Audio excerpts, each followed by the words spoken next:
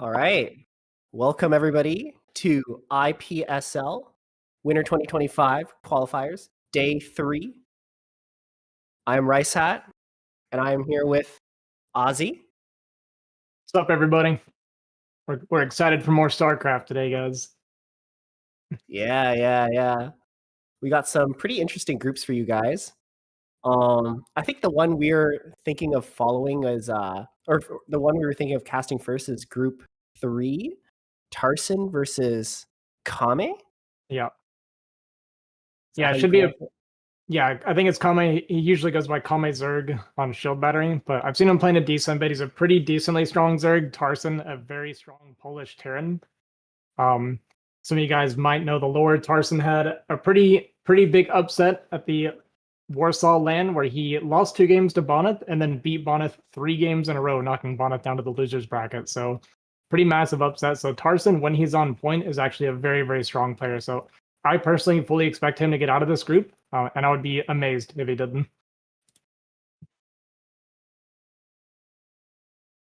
Yeah. And we're gonna quickly. Tarson, Sorry, go ahead. Oh, I was just gonna say Tarson beating Bonneth like in 3 games in a row is like an insane like achievement.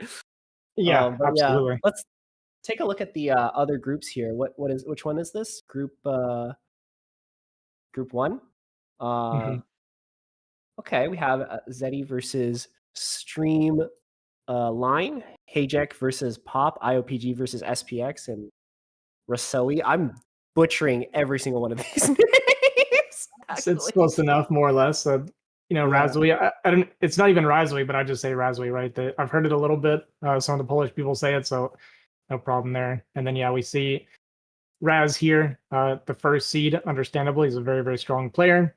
I think the ones he's gonna have to watch out for, probably gonna be Lancer. Lancer's pretty decent. Radley pretty decent. Radley, obviously, a lot of you guys know he can make some pretty weird game situations. So he's usually kind of fun to watch. His style is kind of odd. Yeah, we could see an upset from him. The next, this is group number 3. We were talking about this earlier. Tarson seems to be the favorite here, but we also have some pretty strong players like Javi, Tucson, LML. Yeah, Tucson, another very strong Terran player. He's like a 2100 plus Terran, South American Terran. I actually like the guy. He has a pretty cool play style as well. So yeah, we're gonna get some TVTs potentially today, guys, and that makes me happy. I'm actually a Yes, TVT lover. TVT. Let's go. All right, the final group here. We have Flash FTW seeded into the semifinals. A couple other names I recognize: Fear, Neon Sword, Yakub. Neon Sword and Yakub were both at CS LAN.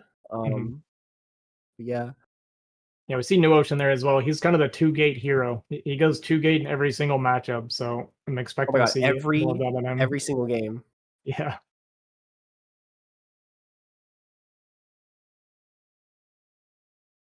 All right, guys, we're gonna have a quick look at the maps here for today. First map, Knockout. Yeah, This is the new quote-unquote standard map in the map pool, which I personally like a lot, although the trenches kind of screw with me a bit because I always miscalculate how much bio it takes to bust like a sunken line with the trench there. Yeah, that's exactly it about Knockout. It's very rewarding for like kind of a greedy early game play. So like you'll see a lot of like early Nexus builds or early CC builds and things like that. And yeah, it's just very strong defensively because you are coming up that ramp where you have to kind of force your way forward a little bit extra. So strong defensive map. It does have that mineral only third, which a lot of Terrans not the biggest fan of, but it is also pretty easy to defend. So yeah, this is just a good map to be relatively greedy on, typically. Map number 2, we have Dominator. Pretty classic map. You've seen it in the map pool for quite a while now. Of course, has the high ground natural, which a lot of people love and hate. It's like the primary feature of this map. Yeah, I'm a massive Dominator hater. As a Terran player, I hate the way you have to try to SimCity your turrets or SimCity your base, where you have like all this drop openings and stuff around your base. Even TVT, like some positioning can be pretty brutal. You get tanks around the outside of your base and you just lose access to half of it. I I'm not a fan. Everybody loves this map, or a lot of people like this map. It's probably going to be around for a little while, and that I hate that personally.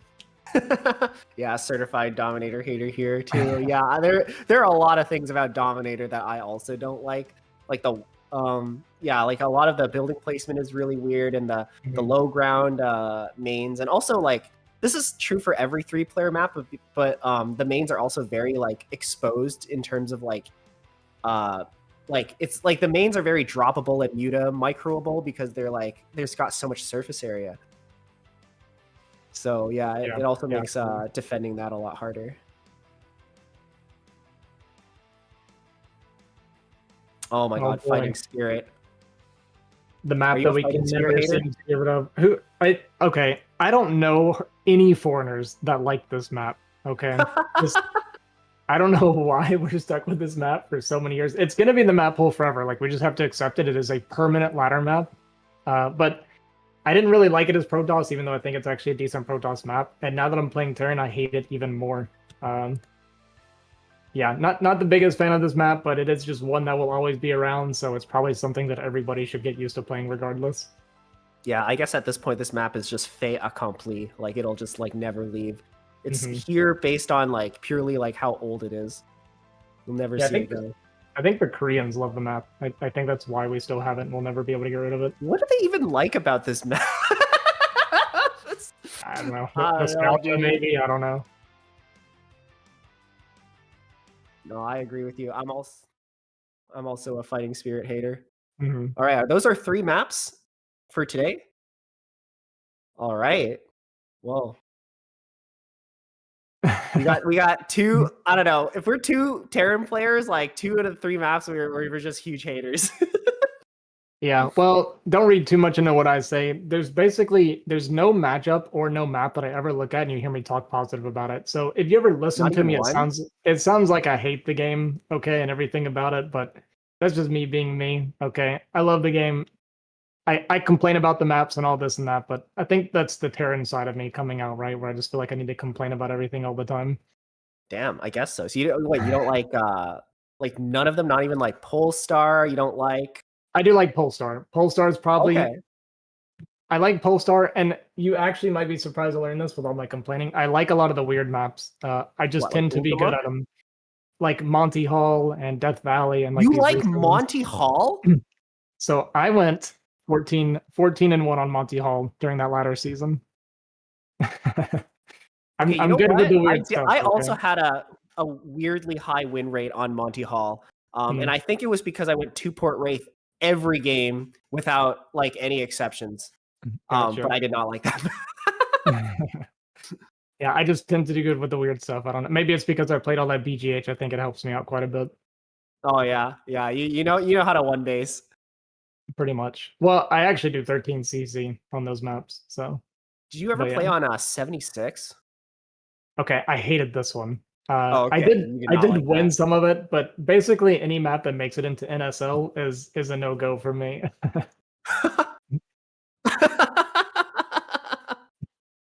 Damn. Yeah, that's I don't know. You play fastest. I thought people who played fastest would love 76 because it's got the minerals like in front. I don't play fastest. That's not me. No, just BGH? Just BGH, yeah. I mean, I did some fastest with like friends and stuff, but yeah. That's fair. It's definitely a different game mode, one where Protoss is even more overpowered than in the normal game. Yeah. So much so that apparently it's like not even viable, like to play the other races or something. It's tough. It can be tough. All right, it looks like we're going to go into our first game pretty soon when we're setting up. I think we are setting up Kamine versus Tarson. Yep. So you guys are in for a TVZ treat. Yeah, this should be pretty decent. As much as I talked up Tarson, I don't know exactly how good his TVZ is. Okay. But I'll get to that here in just a second. I'm going to introduce players real quick. Spawning here in the top left, we have our Zerg player, Kame. And in the bottom left, his opponent, our Terran player, Tarson. Oh my god, his name is PL Free Win. Yeah, Tarzan's a bit of a troll. I've got to know him a little bit more recently. I'd heard about him several times, but I started talking to him and hanging out with him a little bit, and he's a total troll. Yeah, I mean, I and can like tell. and like every Polish player, he just has a random bad attitude, and that's what I love about them. I hit him on the ladder like 4 games in a row. We played. It was like 4 or 5 games on ladder. Win the first game. I just recently met the guy. We were talking. We've been chatting a lot. We've been getting along really well. He's been showing up on my streams and stuff. I win my first game against him ever, and he just hits me with a bad game and leaves. And I'm like, man. No way. I feel like Polish players definitely have a reputation for that kind of stuff. I mean, we all know and love Julian, who every time he loses, he says streaming lagger, cheater. You know, that's become a bit of a meme among some of us over here. Yeah, but here we go. Tarson starting off with a wall off. Is that? Yeah. Sorry. Can you full wall? I think you can't full wall on knockout. I'm like trying to remember. I think it was Screaming Sea where you can full wall, but knockout, I think you have to leave like a 1 space on top. Yeah, or on the leave bottom. 1 space, preferably on the top. So the reason you want to do it on top like this, you see like how Tarson's do it. You can do the depot up 1, but if you do that, your barracks is going to be on the bottom side. And the reason it's bad to have your gap on the bottom side here is because your Marines would pop out on the same side that the Lings would be coming in, right? So they'd be coming out through that gap. And you actually want it where if you're getting like 4 pulled or like 9 pulled or anything like this, that your Marines are actually going to come out of your barracks away from the entrance point. So the Lings have to travel that little bit extra and gives you just more time to react. So I actually was walling incorrectly on this, and this is how I learned the hard way. I needed to put the gap on the top instead of the bottom. Yeah. And Tarson, he in fact put his barracks like a little off to the side as well, just to make sure the Marine pops out in that little nook there. Because I think the worst feeling in the universe is when you make your wall and your Marine pops out on the wrong side and the Zerglings just kill it. You're just like, well, why did I even make this wall? Like, absolutely. Yeah. All So right.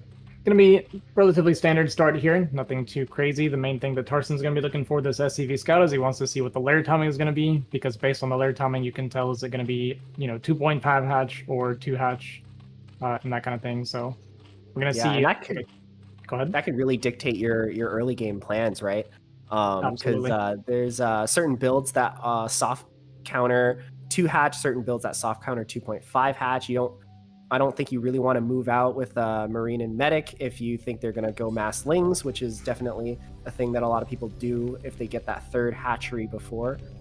Yeah, absolutely. Yeah, that's absolutely correct. When you see that 2 hatch layer, a lot of times you want to go, like, a good counter to it is going to be that 2 racks of CAD build, because it just forces those 2 Sunkens, and it really hurts the Zerg eco, which was already a little bit lower to begin with. But like you said, when it's 2.5 hatch, you can't really move out very comfortably because they can skip the Sunkens and just make a bunch of Lings and clear your army, which is like worst case scenario, right? Yeah, definitely. You do not want to lose that bio ball in the early game, because once you lose like enough armies, Zerg just feels comfortable making nothing but drones, right? Because you can't actually do anything to threaten them at that point. So you want to always be constantly building up your bio ball slowly and making sure you're not losing too many of your Marines before making your actual committed attack. Yeah, we have a lot of Lings made here pretty early for Kame, so he might be looking to kind of lean on Tarson a little bit. Yeah, this is kind of surprising given how common it is for Terrans to wall off on this map, for Kame to just commit to so many early Lings. I sort of wonder what the idea is here. Yeah, I'm not entirely sure, right? Because you don't want to make these Lings preemptively. You typically would want to do a response as a reaction to seeing the Terran move out, so you're getting your drones a little bit faster. But he only showed the initial 4 and kind of tucked the other 4 away. I'm not really sure why he felt like he needed to do this. Maybe he was hoping to catch him moving out. He might try to do some sort of bait him one way and counterattack with the other group of Lings, something like this, with the move out from Tarson.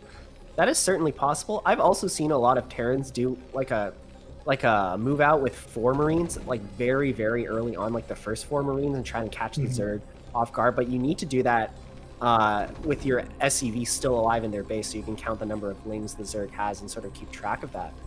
But if the SCV isn't alive in the Zerg base, then I can't imagine you would be expecting something like that from the Terran. Yeah. Yeah, absolutely. And here we see the Spire is going to be finishing up pretty soon. So we should be seeing those turrets starting relatively soon from Tarson as well. Typically, you're starting your e-bake just right around 5 minutes, a little bit sooner depending on the layer timing. But yeah, so we're going to see those turrets starting pretty much right on time, kind of as expected of Tarson. He's not going to make some mistake like forgetting to make his turrets quick enough, right? And outright lose, not at this level. Yeah, we see the turrets are already starting to come up. Medics are also out, but I'm a little bit surprised he hasn't tried to go for a 5-minute move out, because I'm pretty sure he did in fact scout like what's it called? Scout the 2-hatch.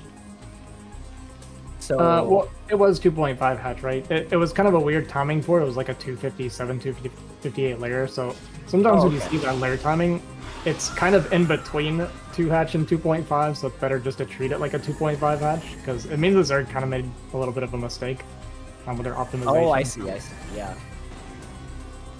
Yeah, but so we have mutas already on the Terran side of the map, but there's only 4 of them. I'm sort of more used to seeing 6 come out of Zerg here. Oh, he's gonna... He was looking to do a bit of a run by with the lings. I think he could have actually done that because there were no Marines there, but I think maybe the wise decision here is in fact to retreat back. Yeah, he maybe could have run in and picked off that turret, but it's a little bit scary because he doesn't want to bleed off those lings because he's going to need them to help potentially crush the army later. But yeah, like if he knew what we knew watching, then he, could have hopped in, killed the turret, and back out. But yeah, it's a little bit risky from his point of view, so I can understand why he didn't commit for it. And right now, Tarson... Go ahead. Oh, I think Kami's going for actually a really greedy style here. Like, notice, like he only has 3 mutas. Like, that is so little, and he has 4 hatcheries behind this. He's getting his 3rd base as well. No Sunkens, right? And just a small group of lings. I feel like he might have played like his hand a little bit too greedy because Terran is actually moving out right now, and I don't think the Zerg actually has enough to defend this. Yeah, he definitely doesn't right now. This is a pretty scary bio ball from Tarson. He was going from more of a kind of like a heavy barrack style to pump a bunch of units, which is actually going to be a hard counter to what Kame was doing potentially. Kame's meter count does get up a little bit now, so we can start harassing this bio ball some. But he's definitely got to be a little bit scared of this bio ball getting too far out on the map because, like you pointed out, he was being pretty greedy. He definitely droned really hard, delayed his mutas, and those bases are pretty exposed right now if Tarson finds his way over there. But now we're pumping a ton of muta. Yeah, we're making a lot of mutas, and his muta micro has so far been on point. He's been picking off a lot of stragglers in this marine ball, and his muta ball is growing pretty large as well. Yeah, the scary part for Kame is going to be when Tarson reinforces this ball. Right now, it's not like super scary, but Kame's in a position where Tarson can look to kind of zone this off of the reinforcements a little bit, and when those reinforcements combine with this, it's going to be extremely effective against Kame's army. And you see here what he's doing, so he's trying to get between to try and harass them, but yeah, it actually does a really good job of it. So this is exactly what Kame was looking to do. Whenever the reinforcements come in, you try to cut it off on the backside like that and don't let them combine. So really well done by Kame. Yeah, excellent display of micro and decision making from our Zerg player here. Basically, he's just like keeping this army sort of stuck in the middle of the map, unable to do any real damage or threaten anything on the Zerg side while he drones behind this. Yeah. Yeah, the only thing we're actually going in. We have a lot of lings coming up from the north side, and the muta is coming from behind. We're gonna wipe out this bio ball soul key style here. Yeah, really good for Kama here, and this is really bad news for Tarson. Now, he did not trade as well as he would have wanted to here, and this was because Kame did such a good job of cutting off those reinforcements that he's able to clean this. And now, like you said, because Kame cleans this, it's like, okay, well now I can just drop, like 10 drones, and I'm not afraid of anything anymore. I feel like Kame even realized this beforehand, because we saw he was already building drones before he wiped out that bio ball. So I think he's actually very much in control of this game. Yeah, he absolutely is in a pretty good position right now. Very good position. Our high tech is already done as well. Actually, a really nice high tech timing considering how many mutas he was making to kind of delay Tarson's push out here. And what is the timing for Tarson's vessels right now? Because that compared to the Defiler is like a really key moment. I think his vessels are just now starting. Like if I recall correctly, like about 30 seconds ago, the starports just finished, and only now are they blinking. So I think the vessels, by comparison, feel a little bit late. And I think a lot of this is because of the way Kame played the early game. Like he greeted out like super hard, like very early on, and only when the Terran started moving out with like a fairly large bio ball did he like start committing more resources into Muta production, into Ling production. Yeah. So he played this very intelligently. He got he basically got away with the exact amount of greed that he could have. Yeah, we're actually doing a big attack right now. A lot of lurkers coming from the north side, but we are losing a lot of our mutas. But that is a lot of lurkers, and we don't have enough irradiates to deal with all of them. Yeah. I mean, we're going to be able to irradiate maybe 2 of them, and then we can get enough bio to kind of break this position, but he definitely needs to break it relatively soon. Obviously, if Defiler's get across the map here, then it's kind of game ending, but I mean, this also just takes even more pressure off of Kame. He's taking a really early corner base as well, considering kind of how the game's been going. I think this has been really kind of...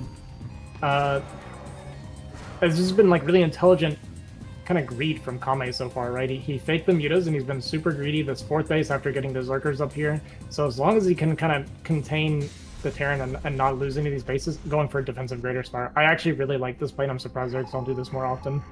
Oh, that's actually a defensive Greater Spire. How do you know that it's defensive? Well, I assumed it was because he's letting Tarson come across the map, but it looks like he does actually want to use aggressively, which this worries me a little bit for Kame then if he's going to let Tarzan come across the map like this. I thought he'd be using these to cover the expansion because he's double expanded so quickly. Yeah, no, I think that is reasonable. I think that might be a big mistake here from Kame because he might lose his 3rd and his 4th to this if he doesn't defend this perfectly. He has only 2 lurkers here, but he can reinforce with Defilers through the Nidus. And we're going to see if that happens right now. I don't see any Defilers. Oh, okay, it just popped out on this side. So he should be okay temporarily if he can put down a Dark Swarm like immediately before it dies. Here we go. Oh my god, he actually retreats the Defiler back through the Nidus. Well played from Kame. But this is a lot of pressure on this base, and we don't have a lot of units here in Zerg. Yeah, that's what I was going to say. Kame played this really tight. Like, Tarson looked a little bit distracted and didn't pull the trigger as quick as he could have. Which is going to allow Kame to kind of get away with this. But, I mean, like, there was, like, what, 2 or 3 lurkers and 1 Defiler coming out of the Nidus. Like, there really wasn't much protecting this base. He's going to come out with another Defiler. Where's the Irradiate? There we go. All right. But puts down the Dark Swarm just in time. Dude, if he, like, didn't get that, I think it would have actually been game over for him. Yeah, and do we have those Guardians above the natural? I think that's part of what Tarson's... Yeah, so this is what's got Tarson a little bit distracted. Oh, one singular Guardian. Yeah, it's not even worth it to build a Wraith to kill that. I like going in 1 Guardian at a time like this, because it just kind of sucks up the irradiate energy, but obviously if you lose it to a turret, then it's not so good, but... Yeah, you generally don't want to do that. I like the way that Tarson is playing this right now. He's trying to get like a contained setup on both sides of the map here. Unfortunately, he doesn't have quite enough units to really do anything here. He just gets plagued and killed by this group of Lings, but I do like the idea. Yeah, I'm starting to get really worried for Tarson because the explosion of eco from Kame is going to kick in pretty soon, and he's been on 4 gas a lot earlier than you would typically see a Zerg get on 4 gas, and he's really not made that many lurkers either, and he's just not been punished for it. So I'm just a little bit afraid that, yeah, the kind of late game explosion from Zerg is going to hit too soon for Tarson to be ready for. I think the Zerg played this really well. He like, I would say the Zerg actually greeted this out like the best way that he possibly could have. And we're going to see him reap the rewards of this soon. Ultras are already out, and we've broken the short attempt to contain the Zerg from the main base as well. We're actually moving down from the top side here, from the top left. There is a Defiler and an Ultra. This army is actually, or this small army is actually kind of scary because if we can get Dark Swarms down on the natural, it's going to cause a lot of trouble for Terran. Yeah, he's going to be dealing with this, which is not what he wants to be dealing with right now, because he's got these 4 drop chips across the map, which I was about to say I'd really like to see drop chips from Tarson, but it's going to be very hard to deal with this and multitask at the same time. This is where it starts getting kind of chaotic for both players. Can we get that drop off at the same time in the corner base there of Kame, and how hard is it going to be for everybody to deal with, like, just all the chaos that's going to be going on?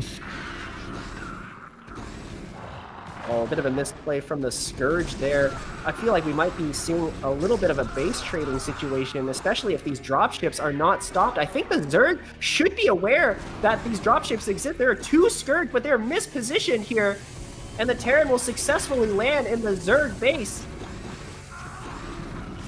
Yeah, this is super difficult for Kame to deal with. There's actually 0 medics in this push. And yeah, this is so strong at this position. When you get these drops off and you've got the vessels on the ramp there just irradiating all the tech units coming up, it's so hard for Zerg to clear, but he does have all his lanes pop out at the exact same time the ultras get up here, so perfectly timed from Kame, actually going to clean this up pretty well and dislodge the 3rd base there from Tarson. And we just saw like a massive dip in the supply of Tarson. He was up 40-50 supply, and now he's just about even. Yeah, this actually looked really good for a second, but the Ultras and the Lurkers managed to clean that up before too much damage could be done. And now the Terran is, I feel like they're starting to run out of options a little bit. They do have a nice vessel cloud, so of course the game is still very much playable, but I feel like it's slipping out of Carson's hands. Good targeting on the Scourge, wow. Yeah, pretty nice to do that to catch it, or protect his vessels at least. But yeah, we've kind of seen this many times in this position as Terran. A lot of us Terran players, we know this feeling right here where it's like you didn't break the positions, you didn't do any serious damage, and now you're going to deal with this constant rally of Ling, Ultra, and Defilers. Just small amounts of units that just continue chipping away with you at you, and it just feels like you're never gaining any ground. Yeah, I fear this may be, in fact, the beginning of the end for the Terran. We have to regroup. I don't really know what Terran can really do from this position other than just regroup and hope that Zerg trades inefficiently enough for you to be able to get out on the map once again and cause some real damage. Zerg is throwing away a lot of Lings, though. He kind of has the resources to do it. Oh my god, massive plague. That is a huge plague. Yeah, almost every single vessel getting plagued there, and I mean, Tarson's going to push him back a little bit right now, but Tarson's main and natural going to be mined out pretty soon, and Zerg's going to continue growing, and kind of like you pointed out, even though Zerg, like, yeah, sure, maybe he's throwing away some Lings, but he has so much mineral bank, it really doesn't even matter for him that much. Yeah, and he's even taking the mineral base as his 5th, so I expect a lot of Lings to be popping out and sort of thrown into the meat grinder here soon. Oh my god, a small group of Marines being caught out on the middle of the map. We cannot be affording this. We can't afford to make like mistakes like this at this stage of the game. Oh my god, huge wave of Scourge crashing into these vessels. We need to keep our vessel cloud alive, or else this game is just going to slip away from our hands. Yeah, it's tough. It's so tough for Terran in this position. Once you're this far behind and Zerg's kind of like up and running, and you see what I'm talking about, right? It's this constant stream of like a few units at a time.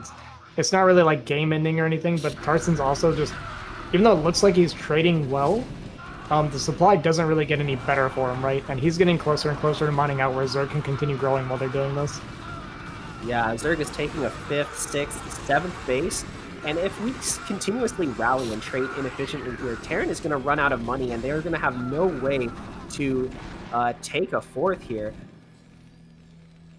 Yeah, kind of weird that Kame's going to triple expand, and only one of those have a gas. I don't know what Zerg would want 2 mineral bases for, but he's decided that's what he wants, I guess.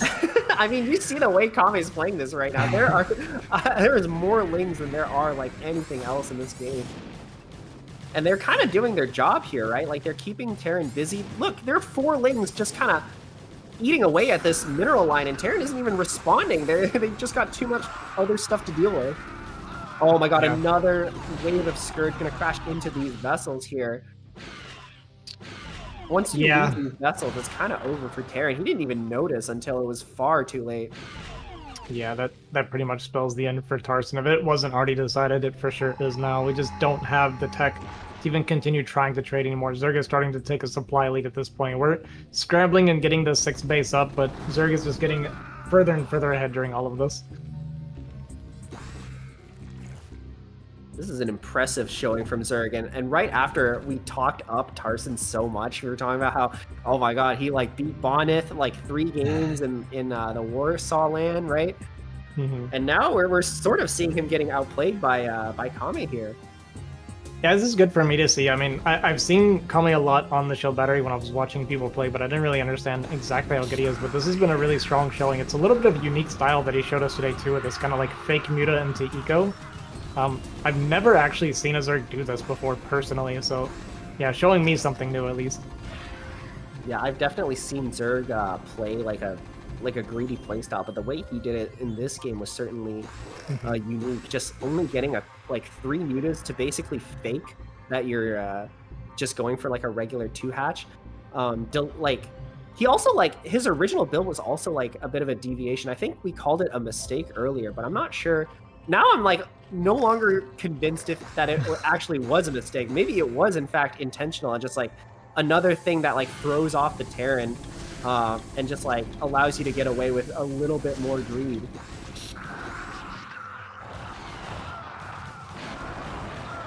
Yep. Thanks, New Ocean, for the raid, man. We appreciate that. Thanks for supporting the cast here, the tournament today. Yeah, thank you for the raid, man. Hope you had a nice stream.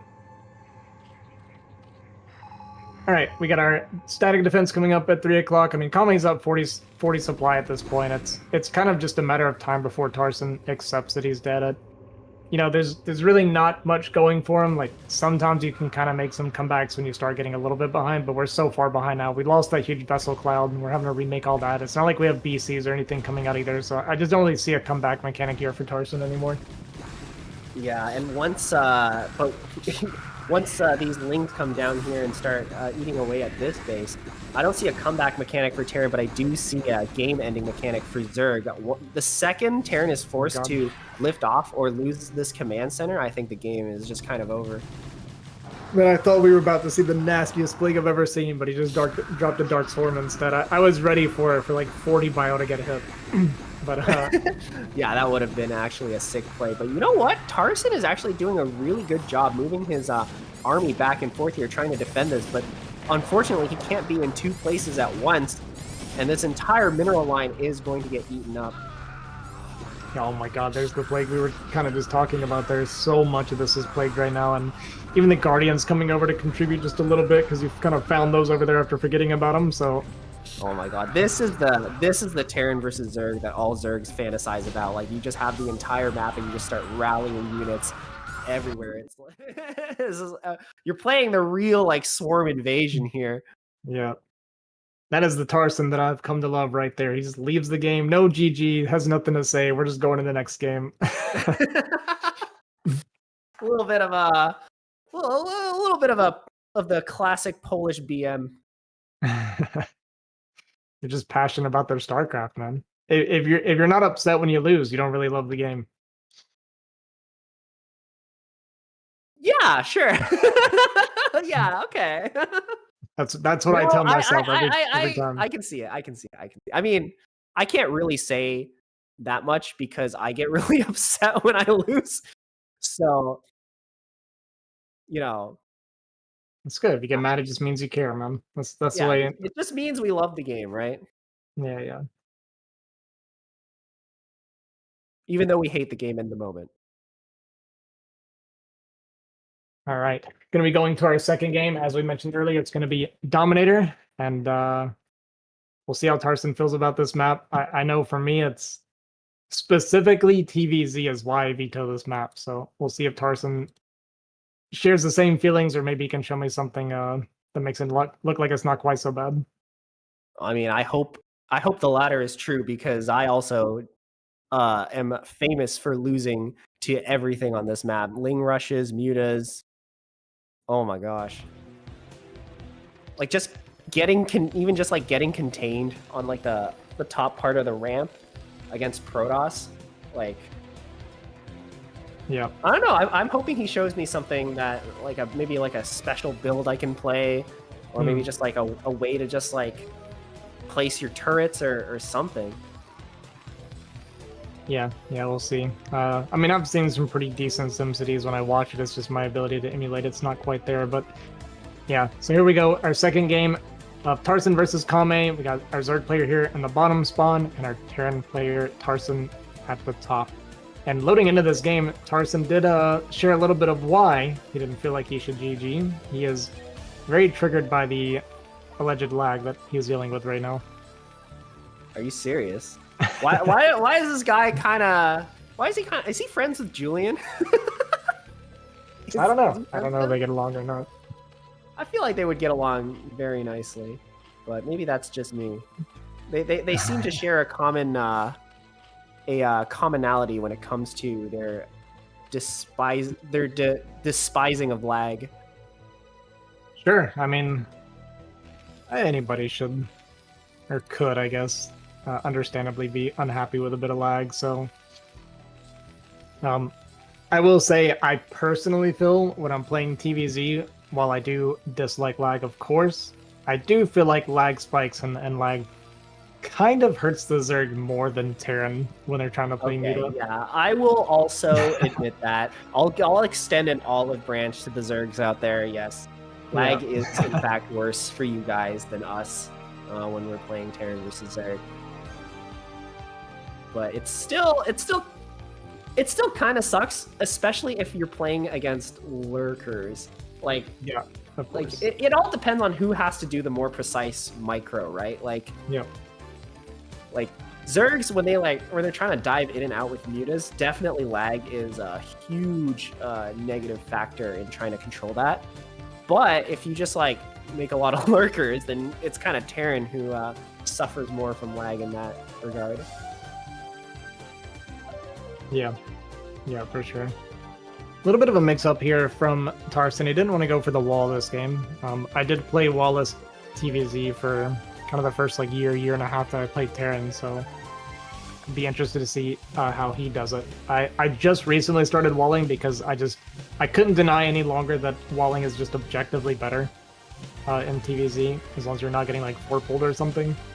Yeah, I mean, that's the main reason I don't like walling off, is because I know people like to 4-pull on ladder, and I know people like to 4-pull specifically on Dominator, and that might be why we're seeing Tarson go for the no wall off.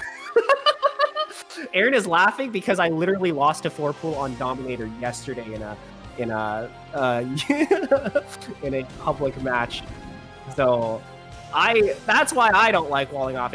Not walling off didn't work in that particular circumstance, but walling off would have been worse. Yeah.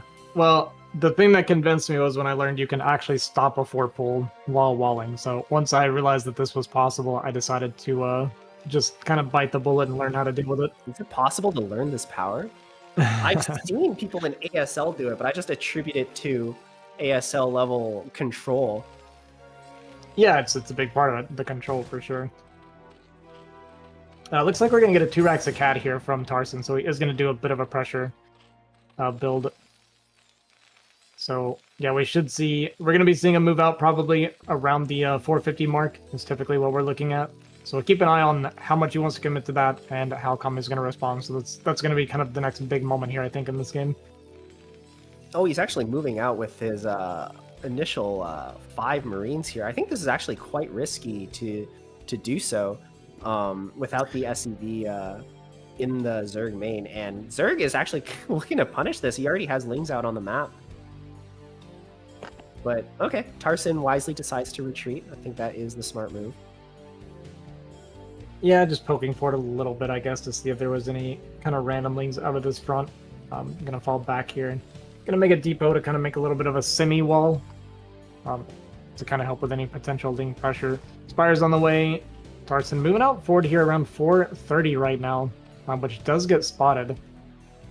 And he's just going to turn back around. So how does Kame respond? He might just make only 1 sunken because he has a decent number of Lings already, and he might try to greed his way out. We did see last game that he does like to play a little bit greedy. Yeah, that's for sure. I would actually be surprised if he did it again, though, because I feel like you would normally expect the Terran, after he loses, to go back and, you know, just briefly look at the replay and see, okay, what kind of happened here? Like, I don't really understand how he had so many units so quickly. And then be able to see, oh, we only had 3 mutas, so this game I should really, you know, actually go for like a 2 Rax Academy attack. But I don't know, like it looks like he could in fact get away with it again, because Tarson isn't actually moving out or threatening anything quite yet. Okay, so he is moving out now. The initial set of Link's gonna see this, and I think the Spire is a little bit late here. He's gonna finish the 2 Sunkens, but will the mutas actually pop out on time? He's actually gonna go 3rd Sunken, which is interesting because this move out from Tarson's a little bit late, but I guess because Kame's he made these extra Lings, and I think we're doing a little bit of a counterattack as well. I think there's a Ling counterattack that just happened in the main. I don't think it did too much damage, but it certainly stopped Terran from mining a little bit. Didn't do anything to delay this push though, but now that we have 3 Sunkens, even though they're a little bit weirdly positioned, I think that should be enough to force the Terran to go back. It'll be enough to push him back, but you really don't want to make 3 Sunkens of Zerg. This is a great start for Tarson so far. This is going to hurt the Zerg so much. The mutas now are just no threat at all. With triple Sunken, he doesn't have the economy to spend his gas at all on the mutas. So it's going to be just a few mutas trinkling out here. And this time Tarson should be aware that that's what's going to be happening. So he might cut turrets a decent bit and potentially look to pressure this 3rd base. Yeah, it looks like he only has 1 turret in the natural. That's already more ballsy than any TVZ I've ever played. And his Bio Ball is also still just roaming around the middle of the map here. Yeah, Tarson's like playing with no fear here, and honestly, he shouldn't. There are only 4 mutas out on the map. That cannot kill this Bio Ball. Absolutely. Think of it this way, right? So mutas, when the Spire finishes, typically you're like hitting around 600, 700 gas, 600, 700 minerals at the same time, right? If he makes 3 Sunkens, which is what he, you know, typically you're trying to make the Zerg make 2 Sunkens because it eats into their muta count, because it's 250 minerals, so that's like 2.5 less muta, right? You see 3 Sunkens like that, that means we're talking 3 or 4 less mutas initially, so there's just no threat to be out on the map right now.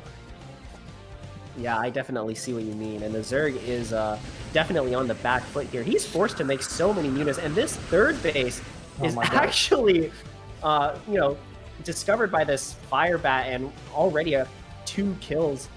It's yeah, this is a great start for Terran, almost like the opposite of what happened in game number 1.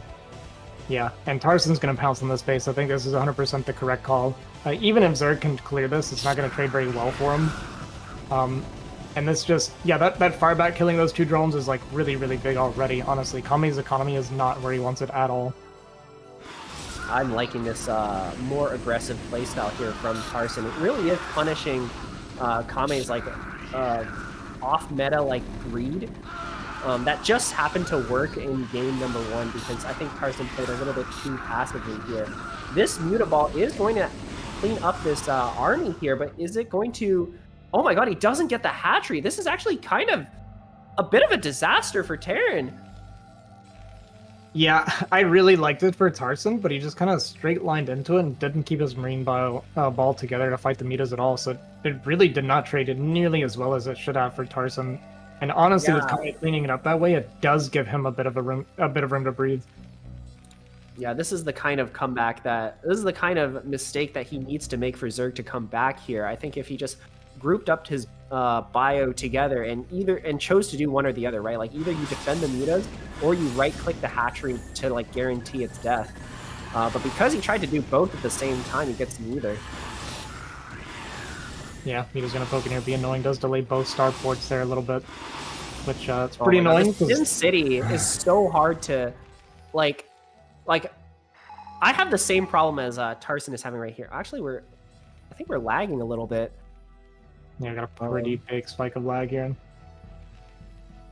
But anyways, yeah, I have the same problem as Tarson on Dominator, where I have no idea how to place my buildings in a way that the mutas can't just like constantly disrupt everything I'm doing.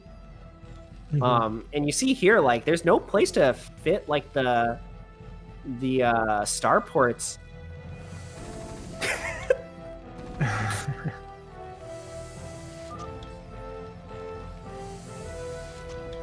Right, looks like almost cleared up. You jinxed it. Come on. You jinxed it. Nah, okay. I think we're clearing up now.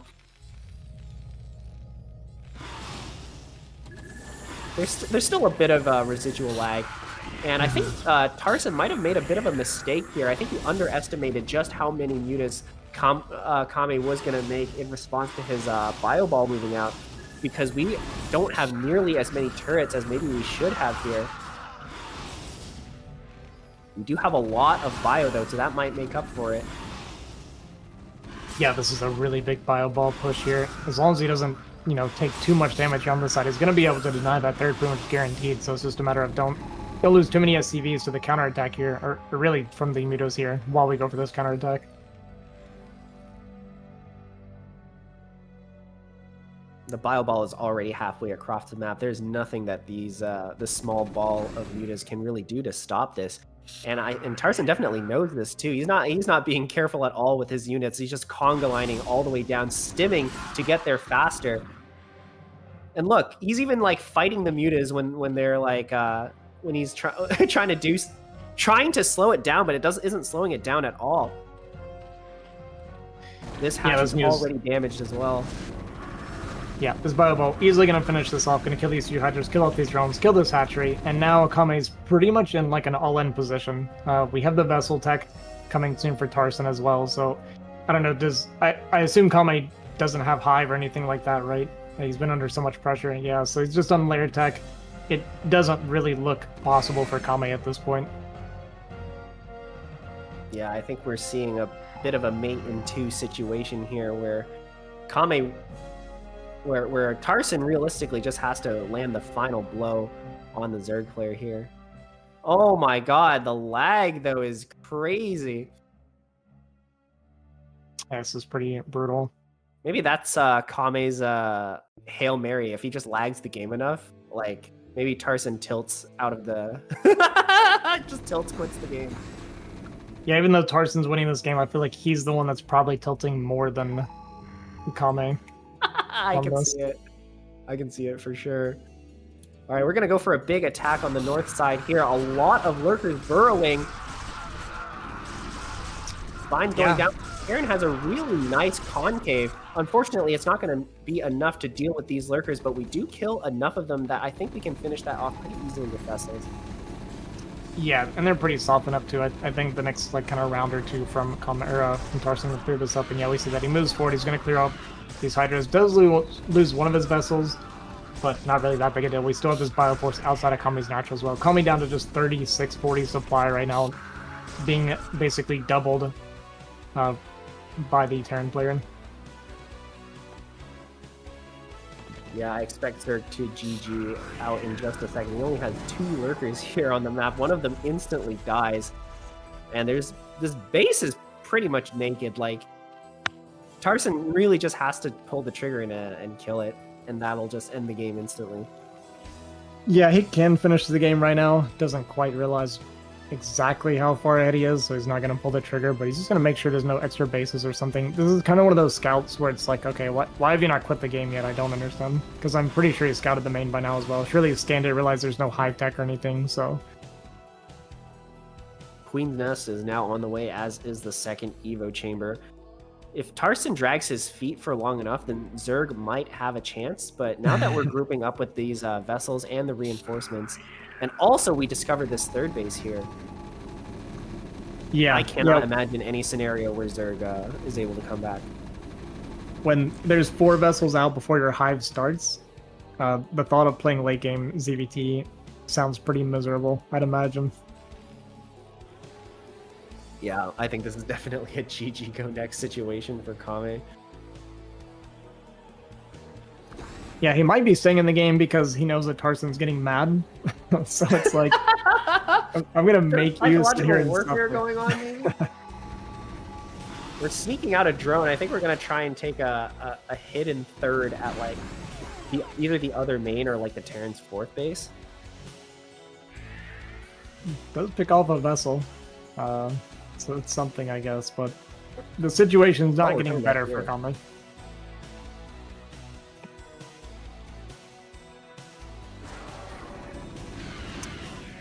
tries to scourge another vessels, not gonna get it. Another radiate goes down. We're just gonna kill these lurkers one at a time. And probably pull the trigger here soon. He might just keep doing this and chipping away at him, but... Oh my god, quick, kill that lurker before it stacks. Yeah, radiate goes down on both of them. I think we're finally gonna see him pull the trigger and kill them. Once these two, oh my god, he's building extra sunkens. Yeah, I think he's really just like dragging this game on for as long as possible. It does feel intentional at this point that he's trying to make Tarson suffer a little bit.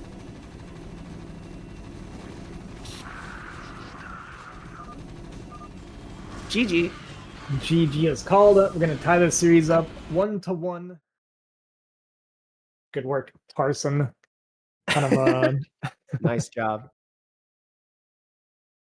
I mean, I won't hide my Terran bias. It's not really my Terran bias. I like Tarson specifically. There's plenty of Terran players that I hate. So obviously, Terran players that you hate. Like, oh yeah, expose yourself. If I look through CPL, I could probably find quite a bit. Oh damn. Okay, that's like low hanging fruit though. Yeah. It's a little bit low hanging fruit. All right. Well, our final map is going to be Fighting Spirit, the map we all love to hate and hate to love. Yeah, the greatest map of all time. Must be for it to still be in the map pool. Clearly. Nothing wrong with this map. Perfectly balanced. Everybody loves playing it. Always makes for the most fun games. Every time. Yeah, always, for sure. But hey, on the bright side, there is only 12 bases on this map, so not a lot of places for Zerg to hide like their fourth or something, right? That's true, and that's probably a reason that Julia would hate this map, because there's not really good hidden bases for your expos.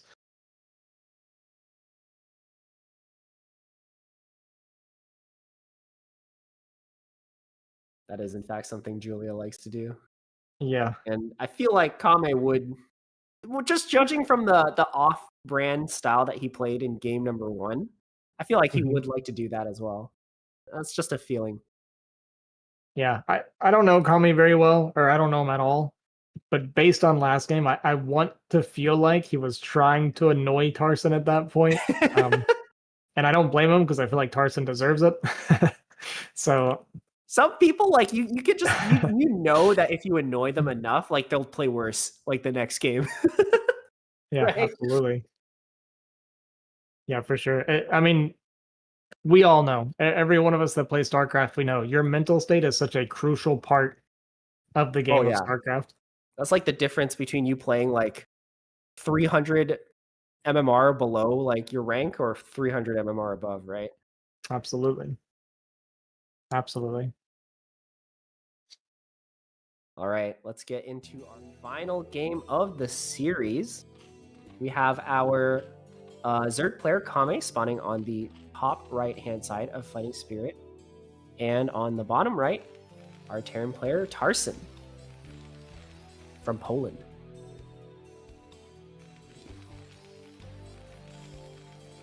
Yeah. We'll see. We'll see if Tarson can keep his cool and continue playing well. I mean, I liked how he kind of navigated that last game. Kame, it's kind of interesting from game 1 to game 2. Kame looked like a completely different player. Maybe he just didn't. I mean, he really didn't respond to the 2 racks of CAD push very well. The triple sunken is not a good reaction. I didn't quite see or understand why he felt like that's something he should do in response. But yeah, when you're Terran and you see 3 sunkens, you could not be happier. Yeah, I think the reason is because Kame was late on the mute. He was either late or he was trying to repeat the success of game number 1, right? Where he only built like 3 mutas and tried to greed out like more drones, more hatcheries. But I think the truth of the matter is the Spire was late. The mutas were not numerous enough, and he just didn't feel like he could get away with having only 2 sunkens and still being alive, right? Like I was even saying in the beginning, I was like, wait, like I don't think he can actually defend this Marine move out here. So maybe he got a little bit spooked and got a 3rd sunken, which of course damages his eco quite a bit, but maybe he felt like he needed to do that to stay alive. All right, we're gonna get no wall again from Tarson here, and another 12 hatch from Kame. So same as last game. Yeah, I think Tarson probably is feeling like his groove right now. He's just like, okay, like I beat him last game. Like it sort of feels like maybe Tarson has a read on his opponent. He's like, okay, I know how you play. I know exactly like, what points of your game are sort of weak. So I'm just gonna follow like this new plan, or not this new plan, but the plan that worked in the previous game, and just like try to repeat that success. Yeah. Yeah, he's either thinking that or he's thinking about how much he hates Kame's lag.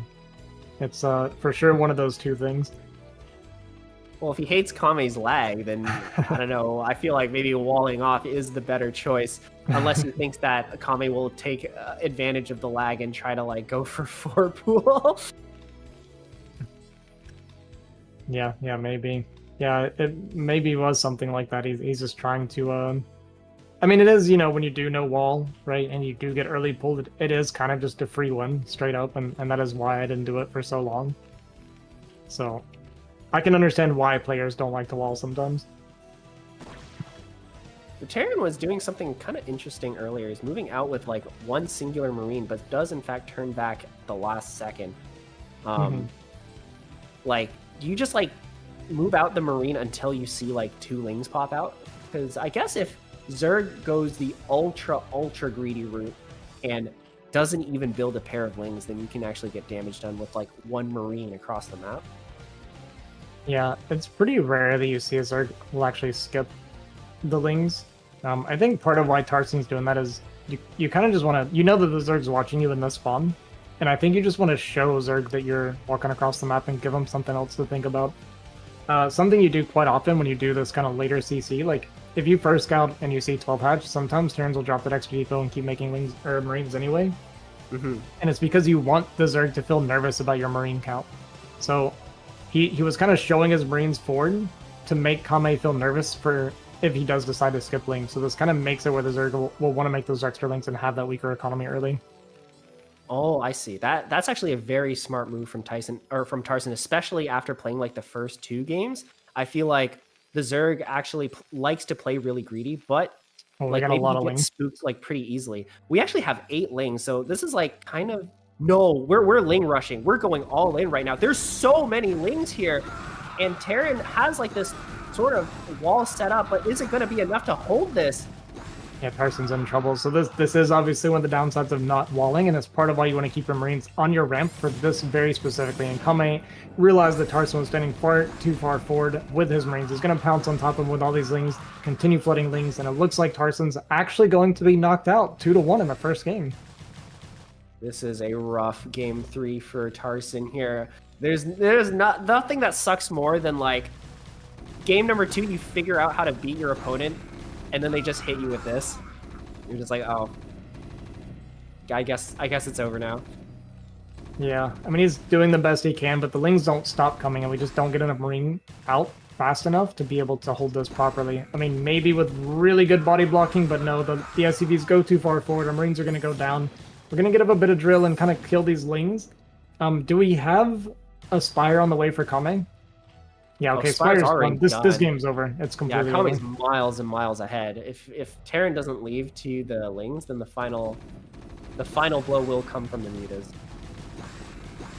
Yeah, unfortunately for Tarson. Oh my god, he's actually doing he really is trying his best. Like this micro is actually quite good from the Terran. It's not nearly going to be enough, but he's getting a lot of value from this. Yeah, this is always kind of a sinking feeling when you're playing Terran in this situation where it's like you feel like you're so close to holding, but you know it never gets better from here, right? Like it's like finally it starts to stabilize against the Lings, and guess what's showing up in our base? Mutas, so we're just going to leave. Yep. And GG. No GG. Yeah, true. No GG. Tarson gonna get knocked out. 1-2. I don't know if it's an upset. Like maybe I underestimated Kame, but yeah, Tarson gets knocked out, and I did not expect that personally. Yeah, we were really talking him up earlier, but maybe a little bit of underestimation from everybody on Kame's skill level. He really did demonstrate his knowledge of the matchup and just like a pretty unique way of playing, especially in game number 1. Yeah. Yeah, Alright. I liked what he showed me in game 1. That was pretty interesting to me. Right, Alright, I I'm just wonder looking what at the match. brackets right now. Yeah. Can we pull up the brackets? Let's take a look at how the tournament is progressing. Hmm.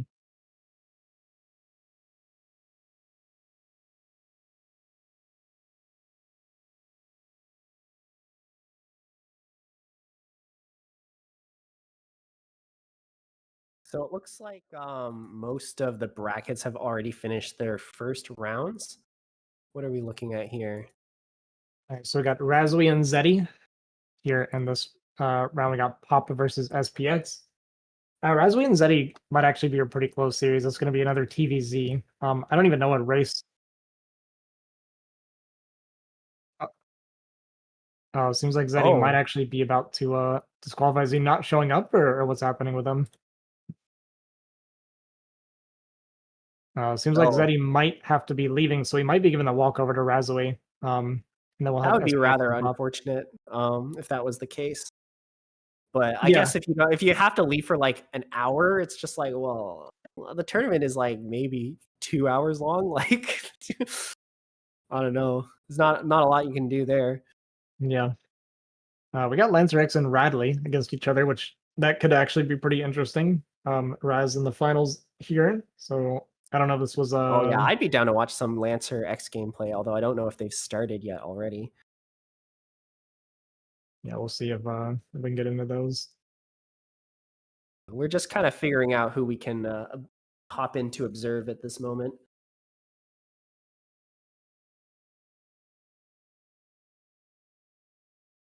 Yeah, the other choice we have is to just keep following our initial players. We can observe Kame versus Tossum next. We originally were actually fairly certain it was going to be a TVT next, but now that Kame has made it instead of Tarson, then it's going to be.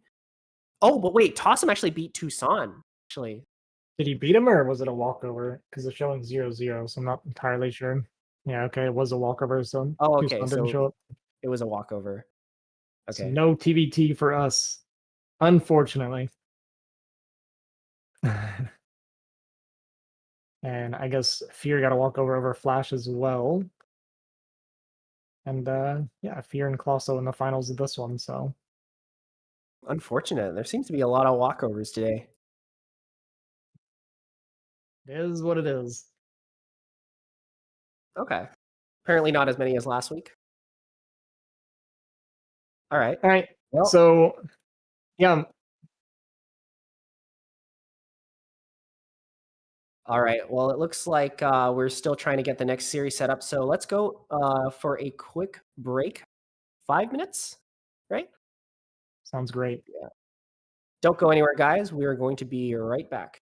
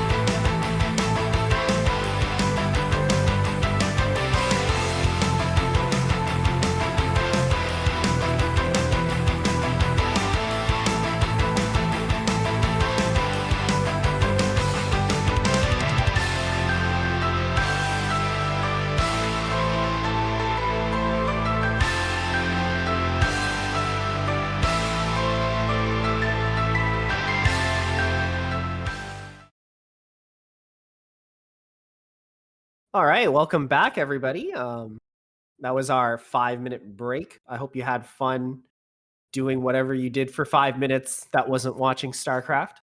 But now we're going to be back with some more games. I think up next we have Tossum versus Kame. Ozzy, do you have any thoughts on who's favored, what the play style is going to look like? This time I really don't have any idea. I really don't know much about Tossum either. I've seen the name a couple of times, but I don't know that I've ever even seen the guy play. So I actually have no idea what to expect from this series. That's perfect because I also have no idea who Tossum is. So it's going to be a surprise. I don't even know what race he plays. You know what race he plays? Based on the name, I'm going to assume Protoss. I can see it. I mean, it has TOTS in it, so it makes sense. We might be in for a ZVP.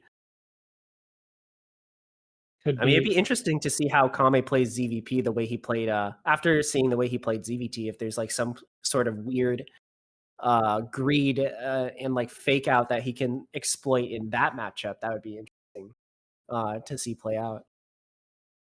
Yeah, it could be. He showed us some different stuff today, so yeah, maybe we'll see more. Yeah, more of his take on how to play StarCraft and some ZVP. It's gonna be that, or we're gonna see him like Ling Rush again, which works just as well against Protoss as it does against Terran. It can. It absolutely can.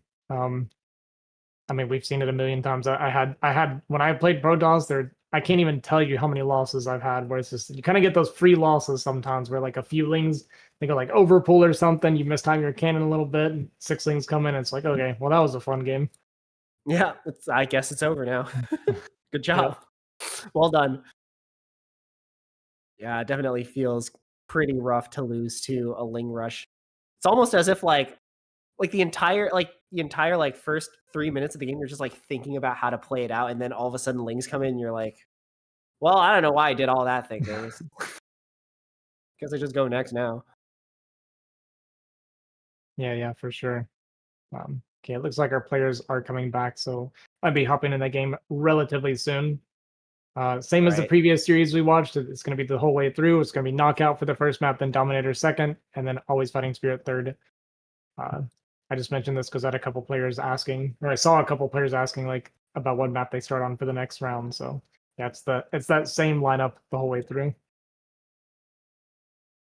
Yeah, it's gonna be like that for all the games. Someone called Lada's #1 fan just like joined the game and then immediately left.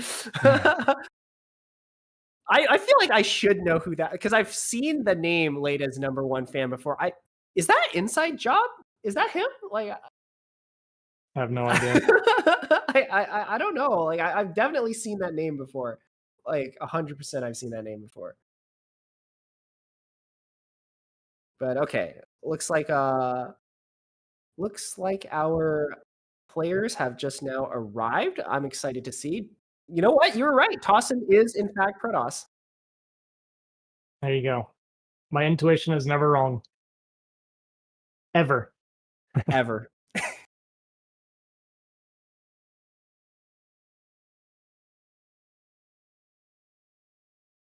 All right, we're just going to get into it now. It is the semifinals of IPSL Winter 2025 qualifiers, day 3, group number 3.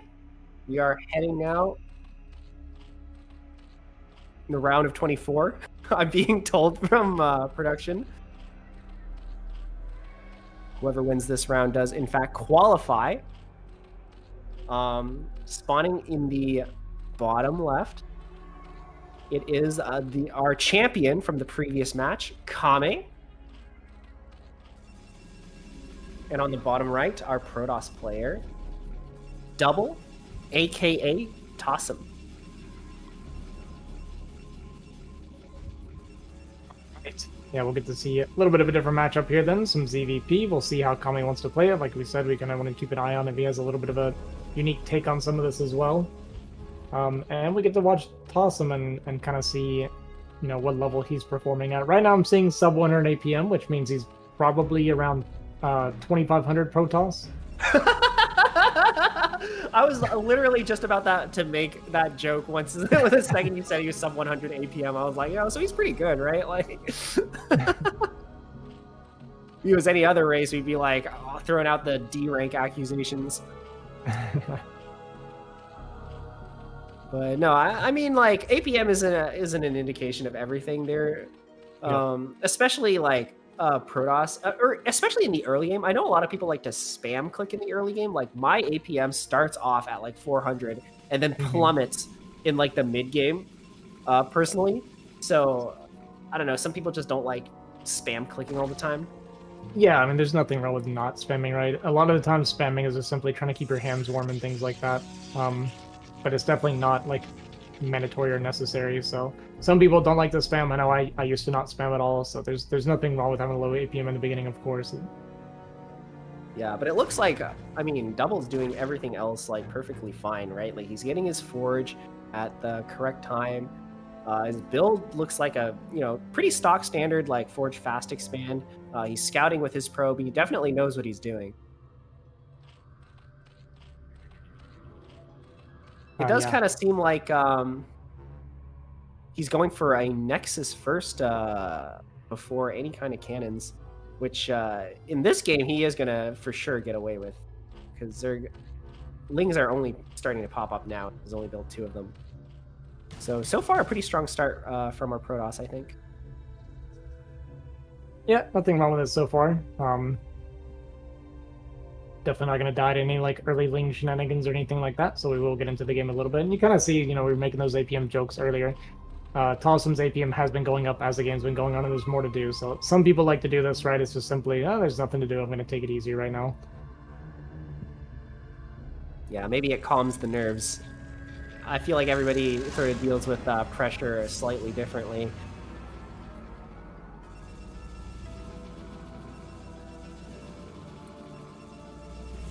But everything else looks pretty standard from both players, right? Like when you're Zerg and you see the Protoss expand with a cannon behind it and Forge, you basically just want to double expand as a response and try to get as many drones out of this as possible before Protoss can really start to threaten you with Zealots. Because even though Protoss goes Forge first, they're still going to want to get Zealots and try to put a bit of pressure on you eventually. But it just so happens that at this stage of the game, there's nothing Protoss can really do to threaten you, so you can get away with quite a bit of greed as Zerg. Yeah, the kind of the back and forth you'll see is Protoss will make an extra, couple Zealots, and the move out timings for Protoss is going to be like 3 to 5 Zealots. These are kind of the break points of when you're kind of threatening the Zerg a little bit to force them to make a bunch of extra Lings. So sometimes you'll see that game played, and then sometimes you'll see Protoss where they just only make like 2 Zealots and just rush straight to all their tech and everything instead. So there's definitely a couple different options when you open Forge. Forge Expand is just, it's a lot safer, right? But like you said, it's also less aggressive, and Zerg can kind of take advantage of that a little bit in the early game. Yeah, for sure. And we see the Cybercore has already started to go down. Is that like a standard Cybercore timing? It's okay. Yeah, it's not. It's a little late, I think, but it's not too bad. Yeah, you definitely want to get the Cybercore out on time in this matchup, just so you can have Corsairs start to scout what the Zerg is doing. Because if the Zerg is going for mass Hydras, you need to know that they're Hydra busting you basically as soon as possible, so you can get those cannons up. Oh my god, he sneaks a probe in here. This is well done from Protoss, but he might not get into the main. Nope. Ling speed finished, but he does see the Spire building, so he's already got the information he needs anyway, at least. So even if his Corsair did get denied, it actually wouldn't be so bad, because he's got the information he needs. You do still want to get in and kill like 1 Overlord minimum when you do this typically, but he might not really be able to. I mean, there's no Overlords really on this side of the map. We got one that's flying away from the center, and the other one also going up to the north of that, so with these Overlords kind of getting out of position, I don't think Kame's going to take any damage to this Corsair.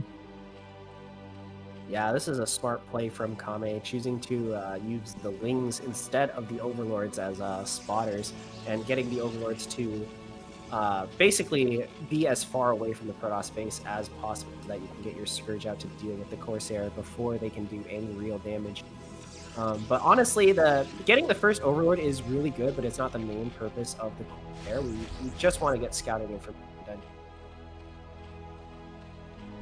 Yep, pretty much, yeah. He's going to fly in here, he's going to confirm the Hydrogen. You're spotting the second gas is really important information too, so that you know if he's going to be making a lot of meter or not, or if it's just simply going to be a couple Scourge. So yeah, when you see that second gas not mining and you see the Hydrogen, you pretty much have all the information you need. Yeah, Protoss is looking to be in a very strong spot right now. He's pretty much not taken any damage, although he's also not given out any damage to Zerg either. So this is a little bit of a game where we're just going to see who has the better macro here. Scourge are in the Protoss's base trying to look for the Corsairs. But wait, where are the Corsairs? I don't see them anywhere. Natural nexus here. Oh my god, they're hiding there. Yeah, I see that. But it is pretty bold to not make a cannon in the main base because there's really two reasons. One, if 5 meters showed up with Scourge, which is still very doable off of 1 gas, you're just gonna die. And the second is you can't make more Corsair because the Scourge can just sit on top of your Stargate. But it seems like he's happy just sitting on only 2 Corsair. And Kami actually is going to be making more mutas. So kind of a good read by Kami realizing the corners that Tossum is skipping. Yeah, Tossum might actually get punished here, but he does have speed zealots sprinting across the map here. I don't think Zerg can actually afford to try to get any damage done with these mutas because it's going to be all hands on deck here, trying to deal with this speed zealot attack. Protoss actually deciding to retreat here. Maybe he saw the double sunken setup in the third base and decided he can't break it or it's not working. Yeah, I think pulling back here is the right call. When you see that double sunken, you have this many meat on top of you and a few lings as well. You got to worry about the drone drill, things like that. You definitely don't want to sack all of your zealots like this. Now that the meters are on your side of the map here, things become very dangerous. 2 cannons have finished in the main, so that's good for Protoss. But the Corsairs are a little bit exposed here. One of them does in fact go down. The other 2 are heavily damaged. Zerg can actually snipe both of these. Yeah, and this is kind of it coming back to bite Awesome. You know, we were skipping those Corsair, and like I said, Kami identified, hey, you're not allowed to do this, and then he made the mutas anyway, and yeah, a little bit of a punish there. And now one thing that Awesom's really gonna have to worry about is dealing with these mutas sniping his High Templar. He doesn't really have an answer right now. A bit of a cheeky counterattack here from the Protoss player, already getting 2 drones that were rallied onto the outside of the of the Sim City here. This is well done from Protoss. It is going to get cleaned up, but I think he got 2 more drones there, which is obviously very, very good. He's going to slow down the Zerg economy. But now Kami is trying to get some counter damage done. He has 10 mutas. That is a huge muta ball here. Snipes that Corsair, and now he's going to move in here and get a lot of damage onto these probes. That one cannon is nowhere near enough to defend this.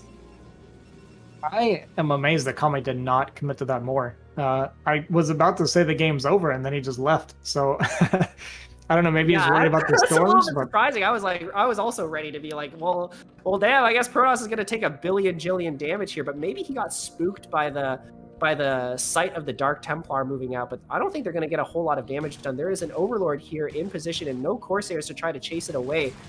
But I don't know. I mean, they do kill drones in one shot, so we're still going to get something done here.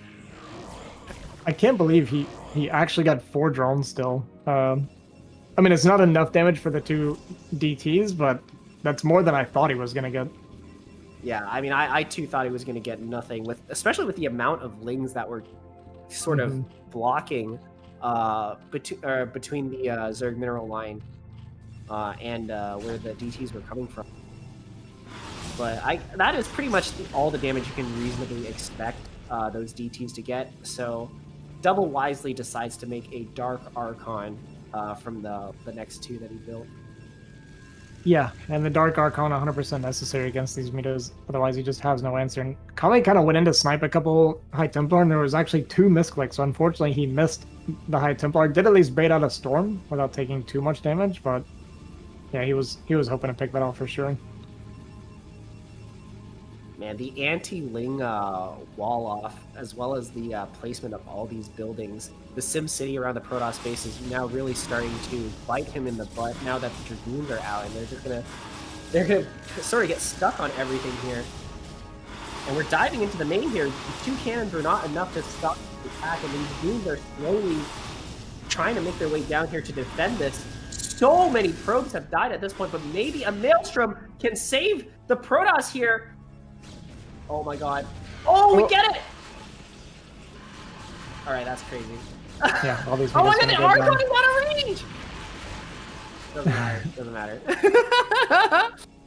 Doesn't matter. That was really good for Protoss.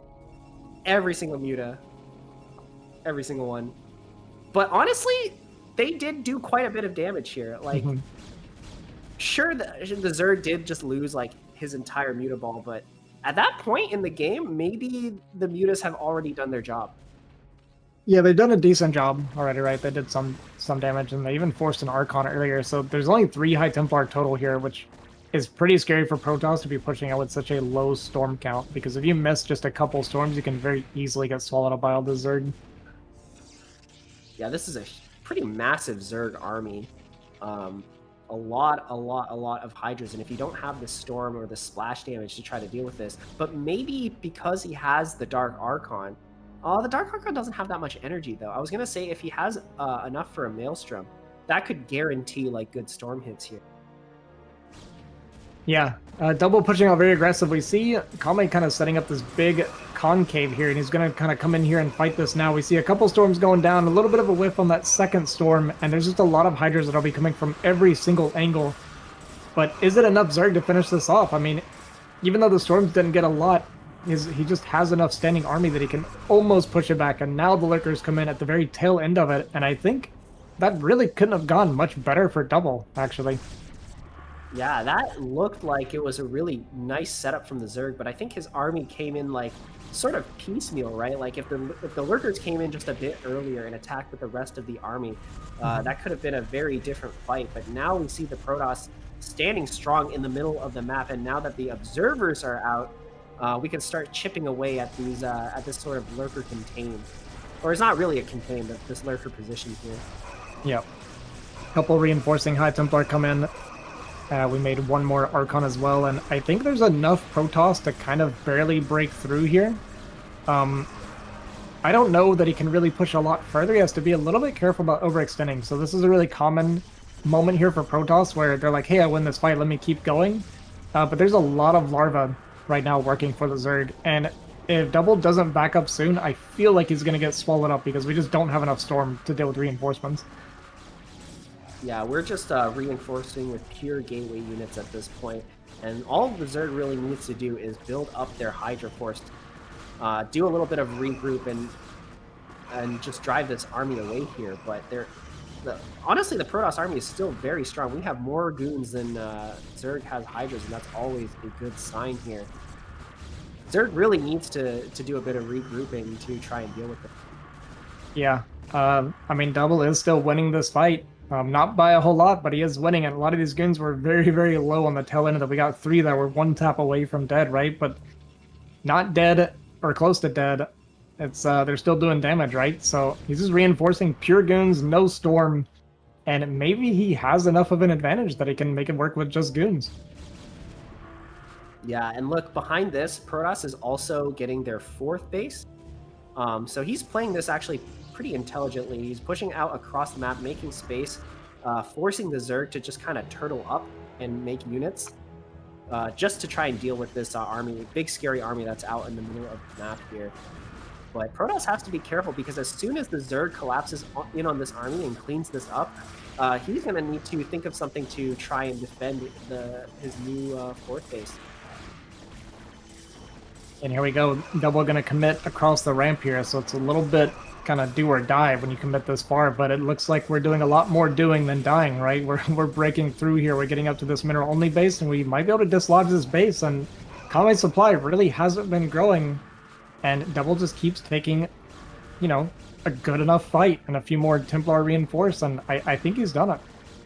Yeah, that triangle area that Protoss was originally occupying and where he took the fight is actually a crucial sort of place, and it's very easily defensible, right? You have the trench on the left-hand side and the double bridges on the top. Like, it's very hard for Zerg to try and engage that, even if you come from both sides.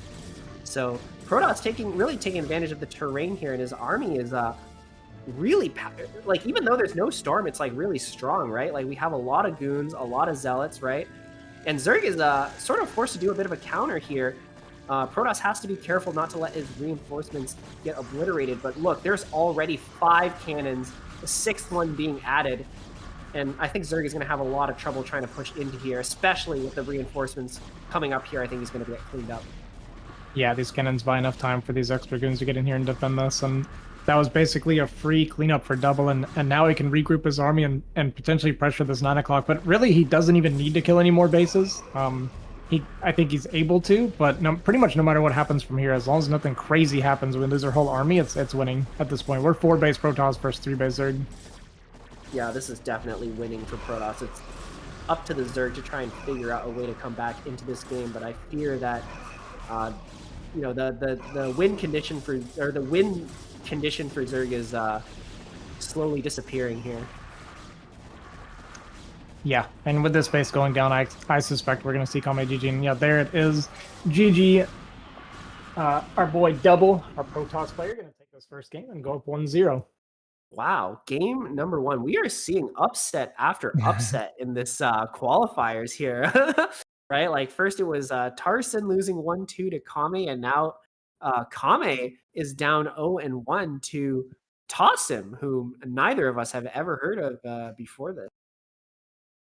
Yeah, and it was a pretty good showing. I mean, I was a little questioning kind of his lack of appreciation or respect for the potential mutant, and Kami, I feel like Kami did get pretty good damage with it.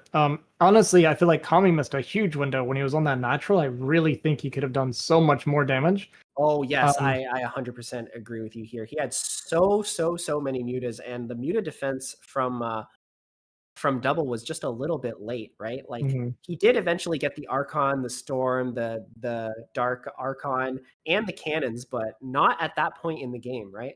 Yeah, There was a window there for a lot of damage to be done. I think so. And that kind of late transition into the mutas to punish and then not really finding as much damage as I feel like he could have. And then he loses all those mutas and he just didn't have the army or the lurkers or anything in time to really stop that push. So good execution from Double after that, you know, good punish from basically a good punish of Kame not punishing us. All right. We are getting into our next game. Game number 2 is going to be played on Dominator, spawning on the top left-hand side, the 11 o'clock position. Our red Protoss is Double, aka Tossim. And on the right-hand side, we have our Zerg player, Kame, down 0-1. I feel like we might see a Ling Rush. I have a feeling. Yeah, you just feel it, huh? Yeah. I mean, well, first of all, it's dominating. And second of all, I think a lot of Zerg players use a Ling Rush as like a bit of a pick-me-up after, like, you lose. Like, Sure. you know, I mean, I don't know if Kame does that, but I feel like it's very tempting to do as Zerg. Yeah, we'll see. You know, I feel like at least if I were in Kame's shoes from here, I would feel like, you know, I was in a good position. I definitely made a big mistake. I just need to clean it up and play a little bit better. So we'll see. Kame, I guess, a little more locked in because we're 100 APM higher than we were last game. So I don't know if this is nerves or what, but I know a lot of people when they're spamming, at least like for me, for instance, if I'm nervous, I spam way more than I normally do to try and help with those nerves. But we're getting a gate expand this time instead of a forge expand from our Protoss.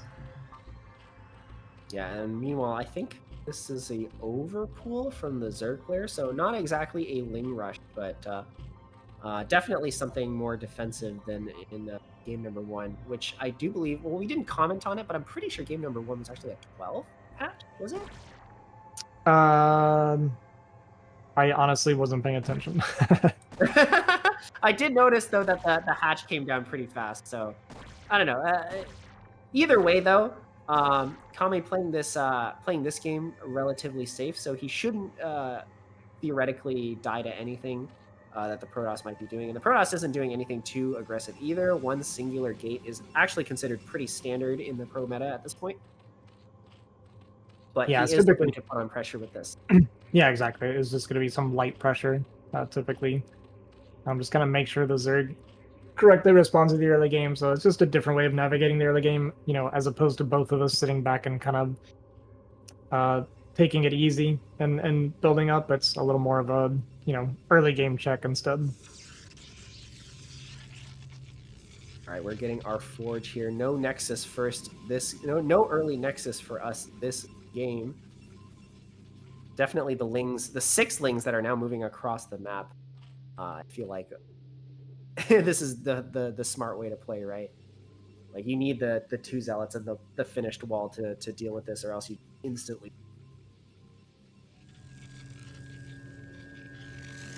Yeah. We're gonna spot this, and he's gonna try and get some damage done, sort of testing the micro here of double testing his APM, his multitasking. Oh, okay. Yeah, a little scary. Like he's looking for a window to try and jump in here. If Protoss like slips up, Zerg can easily like squeeze his lings through and get some early game scouting, early game damage done here, which would be very nice for the Zerg to have.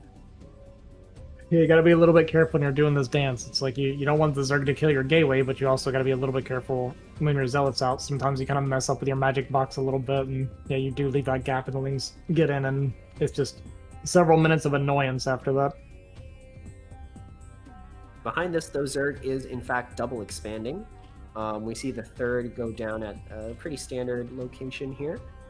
And honestly, as long as the Zerg has like a unit outside of the Protoss base and can spot when the Zealots move out, he should be pretty safe to drone and try to greed out as much economy as possible. I'm actually a little bit surprised that Protoss isn't moving out with the initial Zealots. I feel like I see a lot of Protosses when they go gateway first. Like, even the first Zealot, they just like send across a map and try to do some damage. But yeah, he's playing a fairly safe, very patient game here, waiting until he has 4 Zealots before trying to move out and do some damage.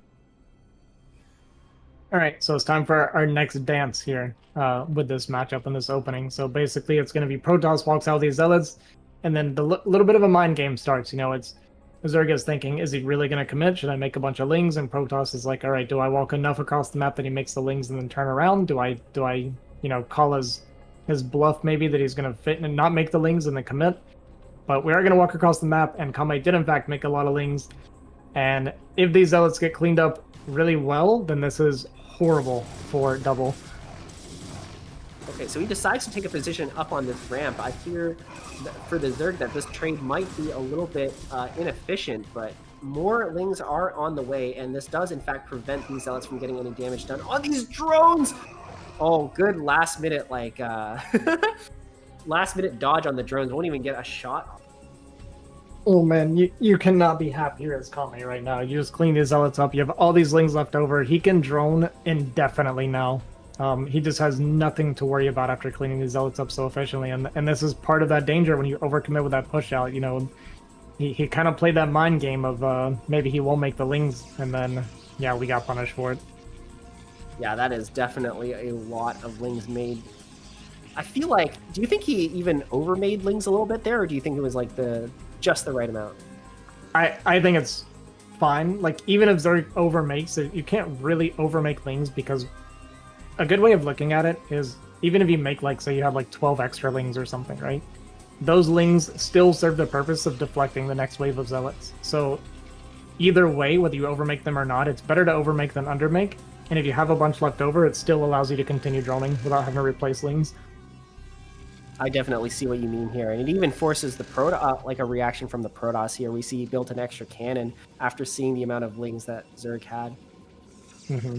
So definitely you get a lot of value even from making extra lings here. Yeah, for sure. So you see the Templar archives coming up from Protoss. All the tech is coming out nicely. Zerg did in fact get Spire, and he went for the early Scourge as per usual. I sort of wanted to see Zerg go for 5 mutas to start instead of the Scourge, because I feel like Protoss from the last game has shown that he doesn't quite respect mutas as much as maybe he should be respecting mutas. So I feel like if Kame opened like a much more aggressive muta opener, then maybe he can get a lot of damage done. Look, there isn't even a cannon at the main. Yeah, this. I don't know if I should call this disrespect or what, but not making a cannon when you scout Spire in your main base is crazy to me. I mean, this is troll, right? Like you said, if the Zerg just made the 5 mutas, which is always an option, then Double actually just straight up dies in both games. Yeah, it's I also don't know if I would call it trolling, but like it's very ballsy, right? Like you scout the spy and you're just like, you're not gonna make mutas, and you just like don't make cannons. Yeah, I mean he called his bluff and it worked, right? Like he's definitely not gonna be punished for it. He only sees the mutas now, which I think, especially with the zealots out on the map, he has the time now to set up the defense. So I don't know, never punished. Yeah, we have pretty much the exact same pattern so far in this game. It was a gate opener instead of a forge opener, but the game is played out almost exactly the same.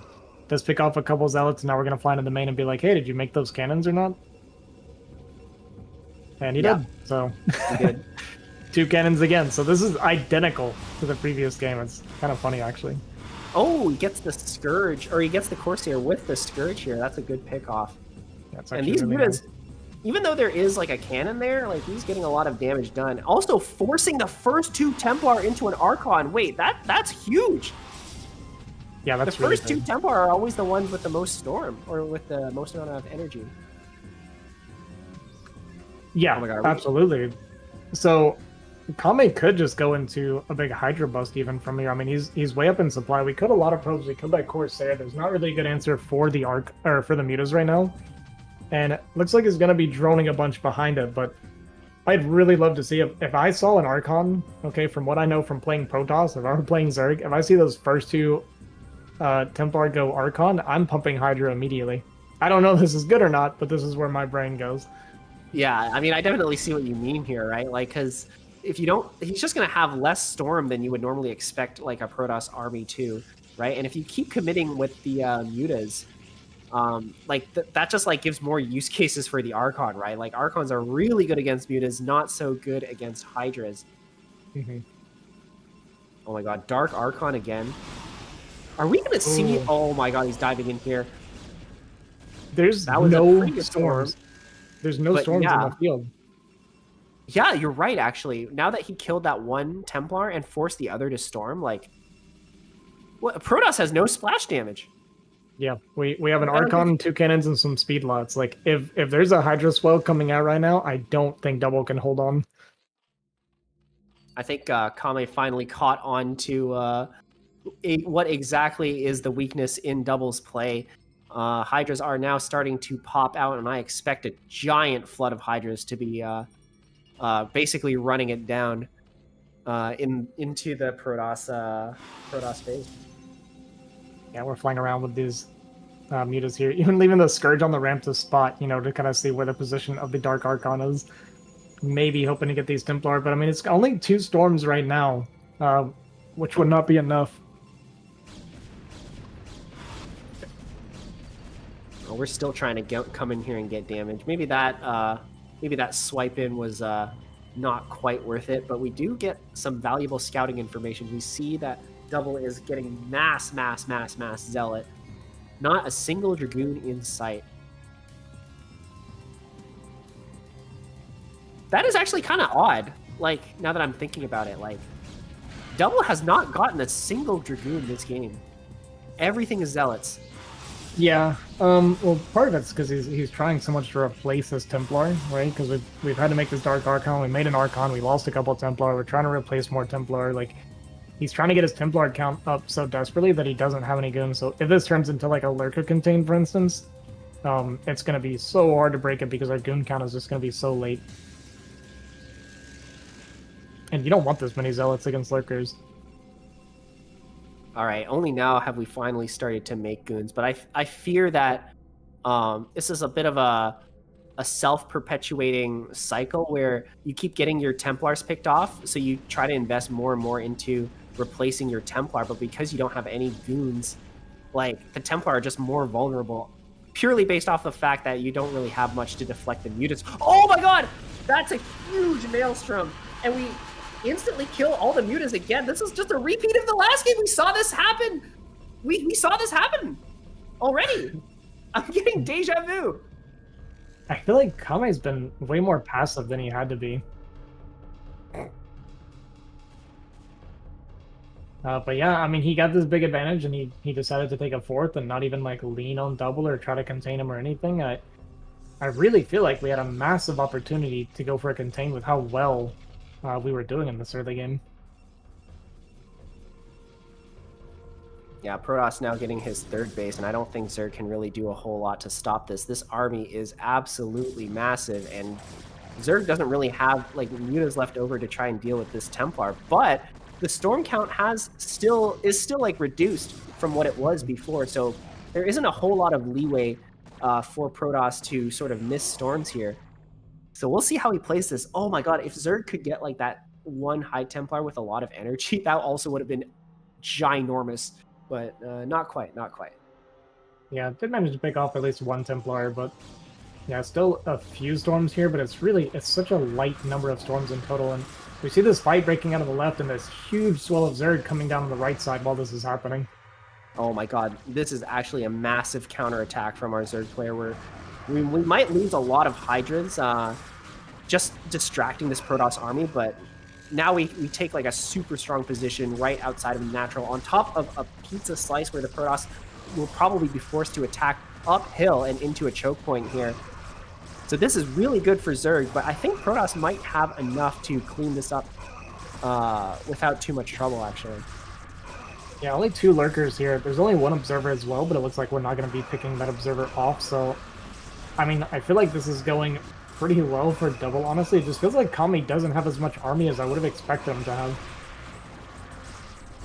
Yeah, I think it's because the army is sort of coming in piecemeal right after the counter-attacking army got obliterated in the Protoss natural. Only now has the reinforcements come to sort of flank, but at this point it's not even a flank anymore because there's the anvil doesn't exist, right? If we're going for hammer and anvil tactics. Right.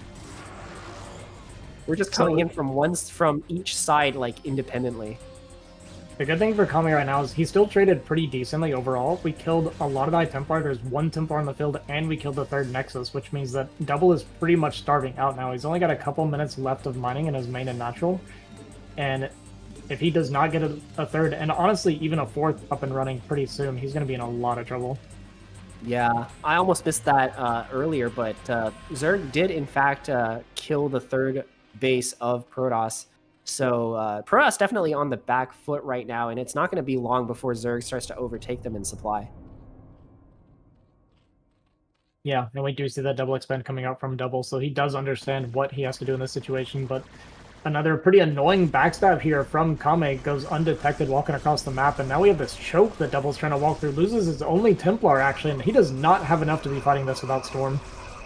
Yeah, this is a crazy counter here from Zerg. He's basically just been moving his entire army into the weak point of Protoss every single time, and double GG's!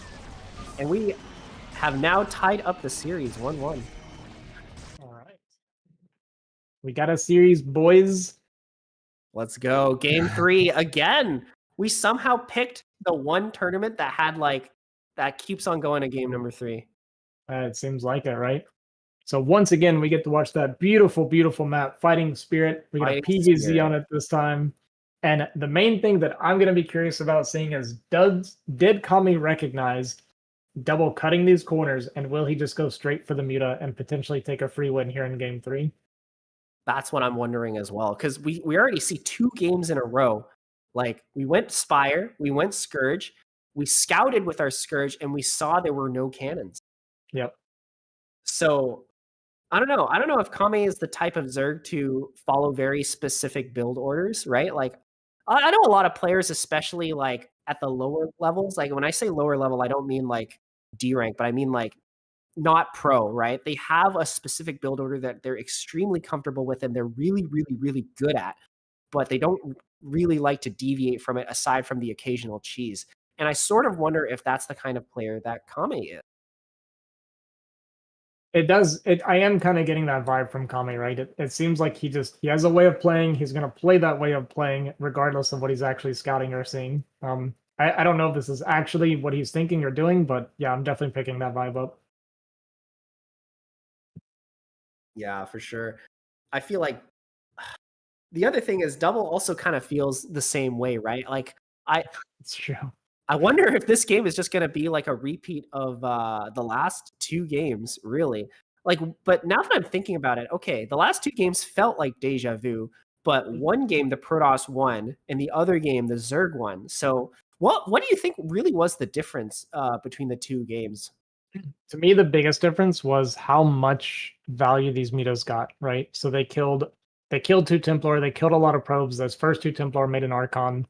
And yeah, he got Maelstrom, but then he also still soaked up two more storms after that. And because of the mutas kind of getting this big tempo advantage and kind of eating up the storms, there just wasn't any storms for Tossum to really push out with.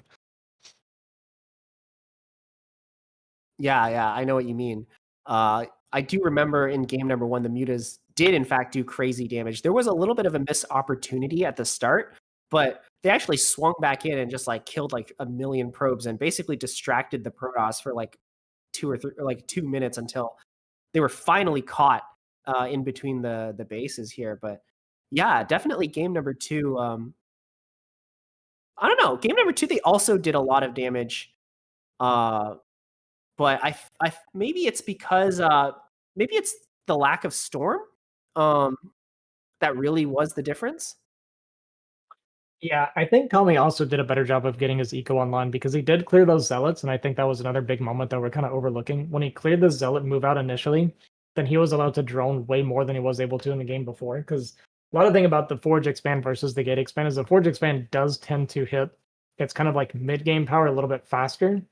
Yeah. So you don't quite have the window to drone up as much. Whereas against the Gate expand, if you clear those zealots, the tech comes later from Protoss, right? Because it was like a 7-minute Corsair scout or something like that. So with everything being late like that, it allows you to just drone. So you have that 6-hatch production up and running a lot earlier and stronger, I think, than the first game as well. Yeah, I definitely see it. I feel like maybe Double isn't quite as experienced going for the gateway pressure as he was earlier. Mm-hmm. Or as he was with the Forge. Sorry, that's what I meant. Yeah. All right. Well, looks like we have officially gone into the third game of this series on Fighting Spirit. Spawning on the bottom left, we have our Zerg player. It is Kame. And on the bottom right, our Protoss. Double.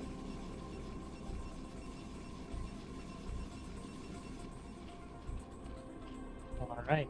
So yeah, are we gonna see the Gate expand or the Forge expand? I imagine from Double's perspective, even if you don't really understand exactly what went wrong, you can say to yourself, well, I won with this build and lost with that build, so I'll go back to the one that I won with. Yeah, I think that is a very reasonable stance to take, although I feel like not everybody I feel like people tend to overthink things a lot. Yeah. So it is possible that he's just like, oh, maybe he won't be expecting the Gate expand this time, right? I still remember there's this one video, or I think it was a clip of like Artosis's stream where he said something like, oh, like I remember this one series between like Action and like another player where every game that Action went crazy Zerg, he won, and every game where Action went fast Lurkers, he lost. And he's 3-3 in the final game. He went Zerg. He went for fast Lurkers, and he lost. And it's like, why? Why would you do that when there was a clear pattern established here? Yeah, it's funny. I know exactly what you're talking about. It's like players mind game themselves, right? Like the other person's just playing the game, and you're over there having like a freak out in your head, being like, "Oh, I should do this, or I should do that, or he'll never expect me to do this because I've lost with it every single time." That'll totally catch him off guard. Yeah, it's like they hurt themselves in confusion. Like, yeah. To But me, it it's looks like no, he's not overthinking it. He's going for Forge. yeah, yeah. Which you typically, when you see that pylon scout, it pretty much indicates that it's going to be that Forge expand. But yeah, I mean, going back to that, to me, it's kind of funny because you'll see it sometimes where someone will do like a cheese in game one, right? Like some sort of like 7 pull or 6 pull in it, and it'll fail. And it's like, okay, well, now they should feel like they should never do that build again for the series. And then sometimes you'll get those guys that are like, okay, so that failed when he didn't even know I was going to do it. But this time, I bet it can work. Like, it's so nonsensical. Yeah, it's like that. This time, they won't expect me to do it again. Like, well, they didn't expect me to do it the first time. Like, I don't know. Exactly. Yeah, I have games like that where I'll be like, yeah, it's true. I mean, I didn't expect you to do that because it was awful. But yeah, you got me, I guess. Dude, Kami manages to sneak in a Zergling here. It's not going to do any damage, but it is going to get a full scout of Protoss.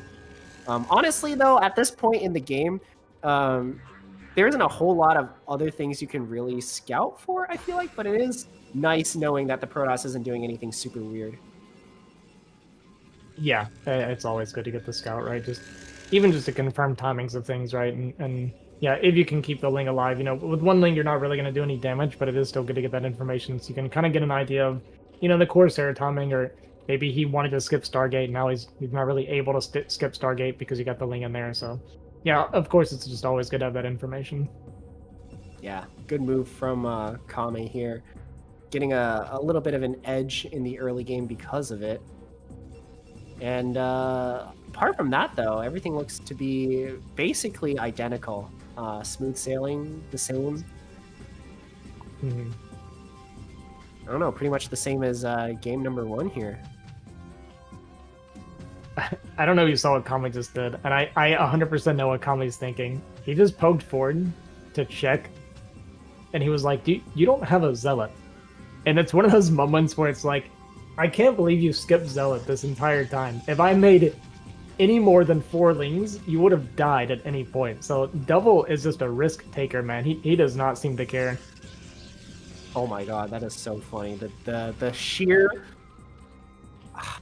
gonads on this guy, right? Like Scout Spire doesn't build cannons, sees Lings doesn't build Zealot. Like, yeah, it's so funny to watch Kami look for it because like he knows that one Ling can't do anything, but it's one of those pokes where it's like a curiosity poke. Like did you do that, you douche? Like, are you serious? Well, he's making Lings now, but at this point it is kind of too late. But I feel like all the signs in the universe is currently telling Kame to go Muta, right? Like, It's like the first 2 games, plus, like, you saw Double just get away with skipping Zealot, right? It's just like, I feel like the universe is telling him to punish. It's time to punish. He can't keep getting away with this. Yeah, we're going to keep an eye on that. I'm watching his gas right now for when that Spire finishes. I want to see if we're actually going to see some mutas. I hope he does. And watch it be that he does, and this will be the first time the Devil makes cannons in his mineral line. Well, the pylons are correctly positioned here. And the Corsair is out. We're going to probably spot the Spire in fairly short order. Maybe? Yeah. It is just going to be those Scourge, by the way. We didn't save minerals for it, so he is just going to go into those Scourge, and we might just see more of the same A little thing. bit disappointing. Yeah. But you know what? I guess it worked in game number 2, so maybe it will work. This strat will work again in game number 3. If Double qualifies because of this, I kind of hope it happens at this point. Will that hurt your soul a little bit? It does a little bit, because for me it's principle, man. Like He even loses his Corsair! Oh my god, he'd be dead. He'd be dead if the mutas came across the map.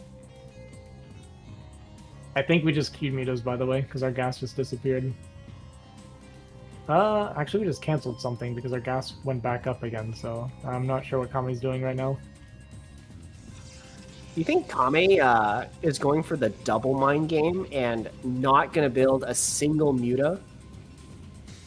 Okay, I think mutas are coming now. I think he canceled Hydra upgrades or something like this to make a bunch of Muta instead. So I'm pretty sure he's got Mutas building right now. But wait, does Double even have cannons right now? Like, I didn't see a single cannon anywhere. Okay, so he's made one in the main now. The natural cannon's really late. So it's starting to get concerning. Wait, there isn't even... We don't have a natural cannon at all. Yeah, yeah. He can't keep getting away with this. It's crazy, man. He can't keep getting away with... Okay, now he's made one. But that's only one. Is that enough? We're also missing a Corsair. I think it's okay. There's only one cannon. Like, Kami can just kill him, by the way. Like, if he just made like a handful of Muta and dove on a couple of these cannons.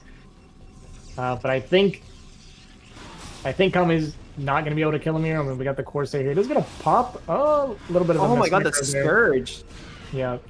Last minute, like, what was it? Like, what is that? Like, last minute hesitation? Doesn't quite get the Mutas. Scourge are the worst for that. You have to, like, kind of manually move them past the target and then detonate them, or they do this really annoying stutter like that all the time. Yeah, I think their AI ticks like way slower or something than like everything else in the game. So they're just like constantly like their brain is literally slow. They just can't process information as quickly. Yeah. All right, listen to me, guys. I am a former Protoss player, a current Terran player. Okay, and I feel like no other race has the right to complain about the AI of their units. Scourge are the worst AI unit in the game, period, and you cannot convince me otherwise. Damn, that's a big statement coming from a Protoss player who has to deal with the classic Dragoon shifting around all the time. I'm a fan of Dragoons. I think Dragoons are amazing to micro if you know how to. Or the medics who are constantly wandering off. Okay, that is pretty annoying sometimes. I'll admit their aggro range on healing units is way too far sometimes because they'll just go after a unit that you didn't even know existed to go heal it sometimes. Yeah. Sometimes they trick themselves, like they heal themselves and they move like up, like move in a certain direction just from healing themselves. Like I don't even know. Yeah. All right, well, looks like Double is going to get out of this early game without taking really any damage from the Mutas again. I mean, he lost, what, like a Corsair and a couple probes, I think, total, so it's really not been that bad. So we are in just 3 games in a row, these guys having the same kind of pattern. Yeah, but I'm actually really worried for Kame here because, yeah, the pattern is very similar, but in the first 2 games, Kame's always gotten a good amount of damage done with the Mutas, right? Like, and the only reason that game number 2 felt different from game number 1 is because he forced such a strong reaction from the Protoss in response to the Mutas, right? So, like, I'm getting worried for Kame. Not only did Double do a Forge expand, but also, like, he didn't get any damage done with the Mutas. Yep, I 100% agree. I think this has been the worst sequence so far for Kame of the 3 games. Double did go for that Archon again, so I guess he's just opting into that when he sees Muta. I actually just think this is a bad habit to have. But, I don't know, it's comfortable for him, so... Well, it's worked so far, right? Like, yeah. If you're talking about the Dark Archon, right? Like, he's caught the Mutas every single time, all of them every single time, with the Dark Archons. But you know what? Like, if Kame is playing hyper defensive with his Mutas, he does keep the Muta ball basically perfectly intact for when the Protoss moves out. So we could see a bit more like Templar sniping the next time we go for a big fight in the middle of the map. Yeah, it would be a pretty big moment if Kame is able to snipe a handful. Oh my god, and these Templar right now are exposed. If Kame discovers this group of lone Templar here, maybe?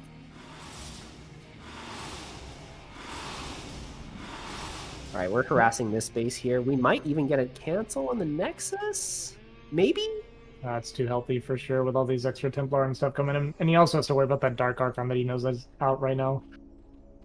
Yeah, I mean, Dark Archon is definitely scary. Especially since these Mutas haven't exactly done their duty quite yet of like getting any value. You don't want to lose them instantly like that. Yeah, double building up his death ball. It's getting a little bit scary. Once that goon count, once they're hitting around like 170-ish supplies, something like that, is when the death ball starts getting really, really hard for Lair Tech Zerg to deal with. Zerg is building a lot of units as well, though. He's actually quite close in supply, 138 to 145. But I feel like there is a bit of a eco sacrifice going on here. Both players are on the same amount of bases. If the Protoss just continues to play defensive, then economically he's going to come out a lot stronger. Yeah, well, when you're against Lair Tech, your Protoss ball actually does outscale on supply once it gets higher and higher like this. So we're reaching that breakpoint where even though it's close in supply, it's actually becoming very Protoss favored. And yeah, when you're against Lair Tech like this, if you're able to confirm, which I don't think you can because he lost his Corsair, but confirming whether or not it's Hive Tech is really, really important because you definitely don't want to sit and power up if Zerg's getting to Hive Tech, which we are on Hive Tech. We got that Defiler Mound, so when the Hive Tech and the Defiler and stuff come out, suddenly that even supply is not Protoss favorite again. Kind of goes back to a little bit of a seesaw there with how that works. Kame opting for counterattack. It's going to get spotted by the observer, so the Protoss army is forced to retreat, but let's see how much damage these Lings can get done. There is a Zealot in the way here. This is going to buy crucial seconds for the army to come and reinforce, and these cannons might also delay it just enough for this army to come in here and clean up these Lings. Actually, the cannons might just do it. Look at that. Yep. Cannons are good enough. Yeah, man, especially that one in the mineral line. It's constantly blocked by the probes. Oh, if we catch this Archon, that would actually be really nice because it frees up our mutas to kind of wreak havoc. But we're actually not already forced to cast a Maelstrom down. That's actually really bad. But Protoss going to try and come up here, but there's so many lurkers. And how in the universe are you supposed to push up this tiny choke here? Yeah, this is relatively ill-advised, but if he's able to get up here and get this position and kind of hold the ramp and deny this, it's going to be really good for him, but it's definitely a pretty costly push up here, and you have to worry about the reinforcements coming in. If he has enough storms left and he plugs this ramp, then it's a really good play, but yeah, it still hurt. Oh my god, we're losing so many guns on the bottom of the ramp. This is definitely high risk, high reward here, but now that we're, yeah, you're right, now that we're on top of the ramp here, it's now very difficult for the Zerg to push up. Yep. I think that Zerg might just like not care. Look, there's a counterattack going on the third base once again, but if it's only Lings, I feel like it's not going to do that much. Oh my god, Maelstrom. Oh my god, what is this? This feels like, have you ever played the 1 million Zergling defense map? Like, no, I have not. Oh my god, it's like an old UMS map where you just like, you had 6 players in like a long lane, and you just get random amounts of units, like double Archon or like a bunch of Marines and medics, and you just try to kill as many Lings as possible. That was like a 1 million Ling defense tactic where you like Maelstrom like the front Lings or whatever, so they have to go through like a tiny little choke point. Mm-hmm. That was sick. That was sick. I like that. Well, Kame was actually able to reclaim this high ground and get this base up and running, so I imagine he's going to get some Niduses up there as well. And even though Kame had like a few moments where he took like kind of a bad trade, a little bit of a, well, Double took a bad trade coming up the ramp, and then Kame took a bad trade coming up the ramp, right? Yeah, that's true. Both players kind of not quite succeeding at what they're trying to do, so it sort of evens out in a bit of an awkward way. Yeah, the scary part is that from here, Zerg can potentially explode, but we are getting that fourth base going for Protoss as well. But we're kind of getting to that point where Protoss is going to have to start working maybe towards the Reaver tech, right? Because now the Defilers are out. With good Defiler usage, we're not going to be able to power our way through. But, I mean, Double has a lot, so maybe for now he can kind of take some fights, but it starts getting very hard to trade efficiently as Protoss. Oh, unfortunately storming our own observer there. But look, the mutas are still active. We still have not dealt with this muta problem as Protoss. And if Zerg discovers this base early enough, he can actually shut it down, or at the very least delay it with this clump of mutas here. Yeah, it's kind of nice that he's kept them alive, because they might have some potential to be annoying a little bit later. He also could go Guardians, potentially, if he has that thought. But for now, it's still just a normal Spire. I feel like we're sort of entering a late game scenario where we're as Protoss we're starting to split the map. I haven't watched a whole lot of Protoss versus Zergs where it actually gets to this kind of like super late game. Both players just like splitting the map in half and going like Reaver versus like Hive Tech Zerg. Yep. Which race do you think is advantaged in this scenario? In a perfect split map scenario, it is very Protoss favored because just the Reaver Storm and defensive like setup just gets infinite value essentially. Like it becomes, and yeah, you see the robo defensive there. When you start getting Reavers behind a SimCity with cannons and Storm, it's unbelievably expensive for Zerg. Oh my god, we just feed back the Dark Archon, or sorry, with the Dark Archon on the Defiler? We got 3 kills, so I think we've got 3 feedbacks so far with this Dark Archon. I don't think I've ever seen a feedback. Oh really? It's actually like relatively common, I guess, depending on the level of players, but if you have those Dark Archons left over from the early game to deal with the mutas, then they're really good for Defiler, because feedback has a really crazy reach as well. Yeah, I mean, I see it. I just haven't seen that many Dark Archons used past the mid game. Yeah. Look, these mutas now coming in. Those cannons are like not even nearly enough to deal with this, and the probes are now being forced to pull back. The Protoss army also forced to pull back to try and deal with this threat here. And yeah, that was these mutas are just going to escape now. They've done, they did what they need to do, and now they're gone. But not before sniping a couple Templar as well. Zerg is making some really good moves here. Yeah, these mutas are getting a lot of value still this late into the game. They cleared that entire mineral line after helping break that base, cleared off a High Templar, and now we're going to go after these cannons. Just going to kill the one cannon and not overcommit to trying to find damage there. But yeah, I love that Kami's kept this alive and found a way to get value out of them. And here they come back to this base, just continuing to be annoying. I don't know what he's trying to do here with this Defiler and group of Lings here. But the mutas are definitely doing the damage that they need to be doing. Protoss going for a bit of a small counter attack here. This is actually a pretty scary force that requires the mutas to be pulled all the way back here and the Lings to come down and deal with it. Yeah, I think he killed the hatchery, but that was really expensive. That was a lot of zealots for just that one hatchery. And it's not like Kami's hurting for minerals, right? Like, yeah, that was pretty good for Kami. Zerg has so many units right now, and they're all streaming across the map.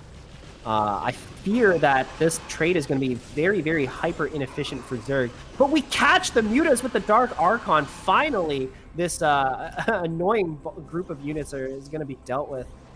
But I think Kami has to start playing this a lot more carefully now. He can't afford to just throw Lings away in a split map game like this. Well, I like the way he's pressuring right now because the Reavers aren't out yet. So I think being really aggressive right now, because the Reaver tech has been a bit slow, he's kind of keeping the tempo, and I think this is working out really well for him. He's trading as best as you can, kind of before that Reaver transition. And we're going to dislodge this base. You see in the supply, right? Like, he's up 70 supply almost right now. So this tempo play from Kami is really starting to pay off. Yeah, that was a really good move from Kame there. Even sniping like 2 Templar on the retreat, or on the Protoss retreat here. Mm-hmm. And yeah, he's playing this pretty well. Like, after killing this base here, look, the Lurkers are going to try to move up and wedge themselves between the natural of the Protoss player and the main army here. We're going to force the Protoss to attack across these double bridges, which you... Sorry, not double bridges. What am I saying? Attack across this wide bridge here, which you never want to do. Yeah, if he kills this Reaver, then this base is in a lot of trouble. And he's just continuing to flood more and more Zerg. We got big fights breaking out in the middle while this is happening over here, and it feels like Double just is kind of slowly running out of steam here. We're down below 100 supply now, as there's just Zerg everywhere constantly the whole time this game. Yeah, Double is sort of being pulled apart here. He's not really able to withstand the pressure that our Zerg player is putting on. This group of Lurkers still hasn't been dealt with, and it might not be dealt with before this Nexus goes down. And if this Nexus goes down, then Protoss is officially only mining on one base. And that might be, like, game over. Yeah, I mean, you look, check the top right corner, right? We're at 58 supply, and look how slow our money's going up. And yeah, GG going to be called. Kami going to get a nice longer game here on Fighting Spirit and win his series 2-1. Let me stop being comfortable here for you guys. Now that I'm back on camera. Yeah, we gotta look presentable again. Yeah.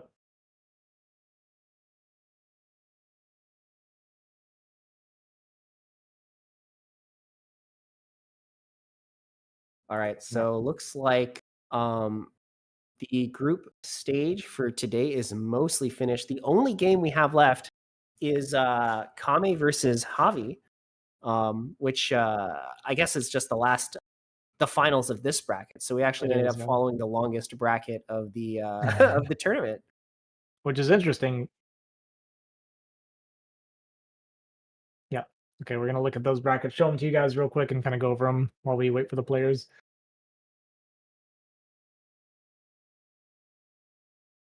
So here we see SPX and Razily, which was a TVT, which somehow was faster than our other matchups. SPX winning 2-1 over Razily.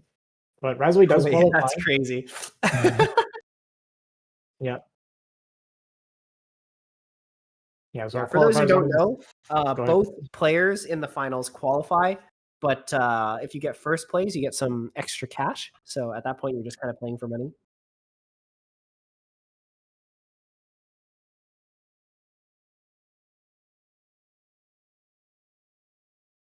I'm being informed it's $15 for SPX and $5 for Razui.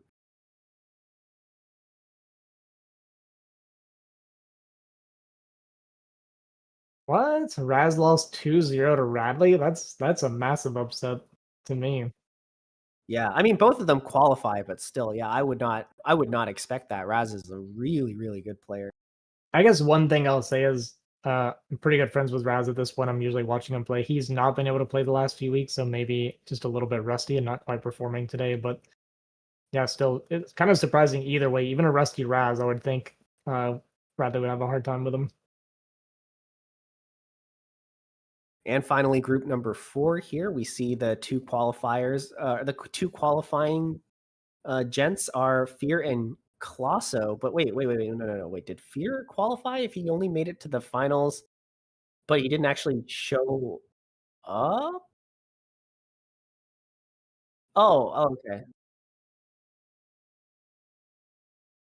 Okay, so Fear does qualify.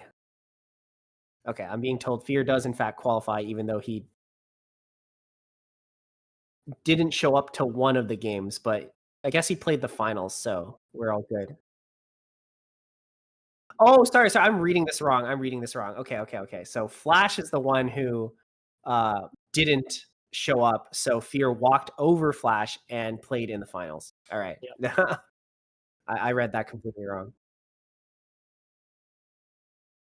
And yeah, this is group number 3. We missed another 2-1. This is like the group of 2-1s. Yeah. Like, I don't. Did the other groups even have 2-1s? There's a few, or a couple at least. Yeah. There's like 1 or 2 that had 2-1s, but yeah. This is a fire group. Yeah, Rasui, SPX, 2-1.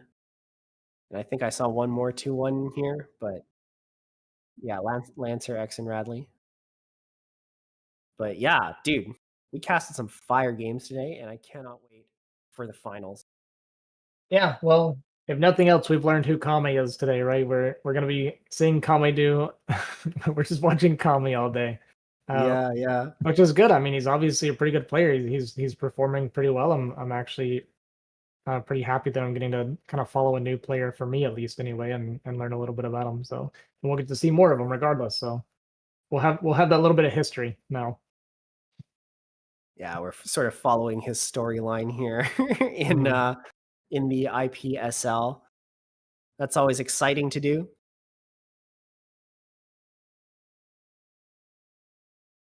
Yeah, I'm excited to see how he does in the round of 24.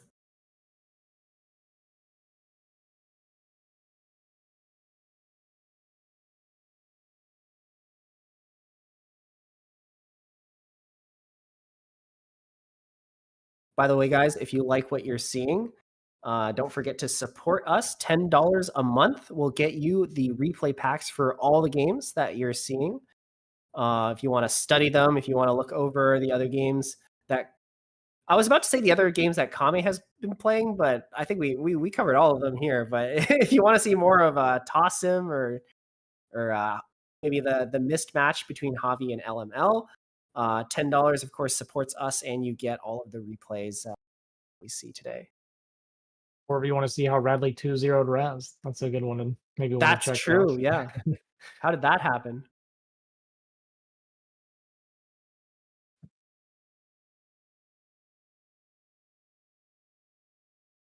All right, we're just waiting on the players, but we're pretty close to being ready to go. Just a reminder, the round of 24, sorry, what was it? The round of 24 groups should be out tonight, apparently. So for those of you who qualified, be on the lookout because we're going to be announcing that fairly soon.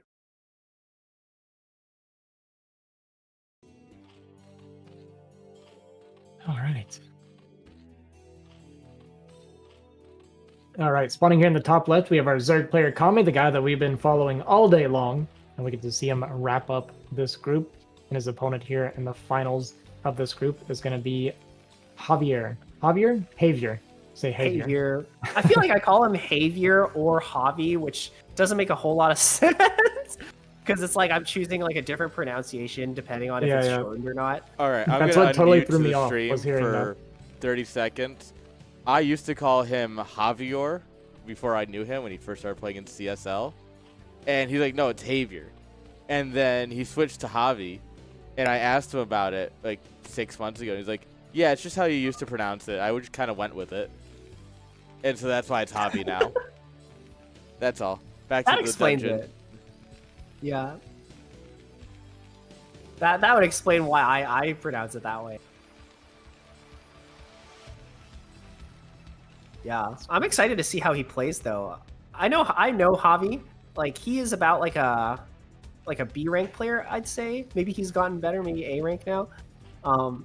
So I think he's definitely a bit of an underdog here, especially since Kame just like body slammed Tarson and what was that? Double? Who were both like what? Tossim's like is he an S rank player? I don't believe so. Okay, but Tarson is. Tarson hits us relatively often, yeah. Okay, yeah. Tarson is definitely S rank. Like I imagine if you can beat Bonneth 3 times and win a series, like there's no way. So yeah, Javi definitely has his work cut out for him here. We're gonna see if he can pull out some magic. It's not going to come into play this game, but we can kind of discuss what I was talking about earlier with the wall that Javi did. So this is actually backwards, and you can kind of see what I mean now, right? So because you see where the Marines would pop out on the bottom side, this is where the Lings would come in at the same time. So if this was like an early pull, for instance, your Marines are going to be surrounded the instant the Lings get here, or as your Marines finish. So that's kind of why you want to do it the reverse way. Yeah, I see exactly what you mean. I guess the only sort of way you can guarantee the Lings pop out on the Marines pop out on the right side is if you have a unit if you have your blocking unit positioned correctly. Like, I guess if you put like an SCV on the far end of this, that would guarantee the Marine pop out. Yeah, I mean you have to do that. Yeah, you pull the SCVs to block, but I just meant like if it's reversed, for instance, so that the barracks is all the way on the bottom, the Lings have to go up around the wall, which gives you that extra bit of time. For your Marines. Oh, I see what you mean. Yeah, that's also true. But that's not going to come into play this game. I wonder if Kami's going to... No, there's no way. I was about to say, if Kami scouts this, maybe in a fighting spirit game, he's like, oh, I can Ling Rush this guy. I think not. Oh my god, he gets the drone. The drone. Okay. I was like questioning that for a while. I was like, what are we doing here? But he actually gets it. Yeah, and that is actually a good trade for Terran. I just would not have expected that to actually work, but yeah, good behavior. We gotta counter victories. And for the record, guys, I'm not pointing that out to like, say that Javier is doing something wrong necessarily. It's just it's the coach in me. Okay, I can't help it. I see stuff and I gotta explain things. Yeah. I know exactly what you like. That kind of thing is not supposed to work, which is why it's surprising.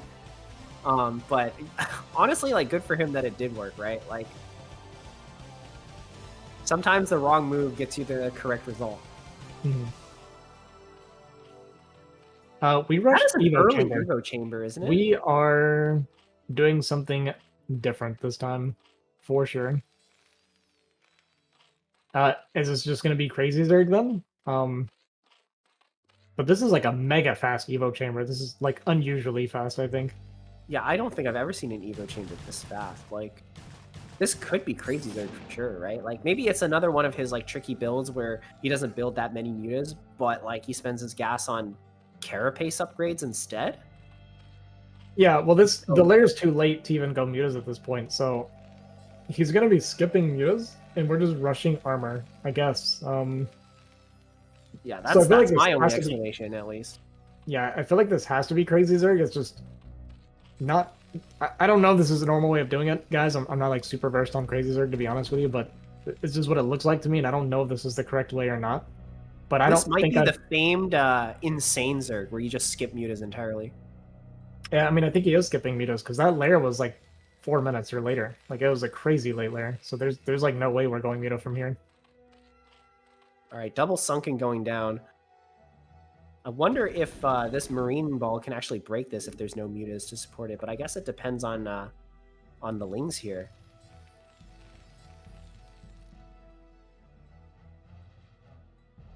Yeah. So we are doing this no, kind of thing. medics! The medics might get surrounded. Oh.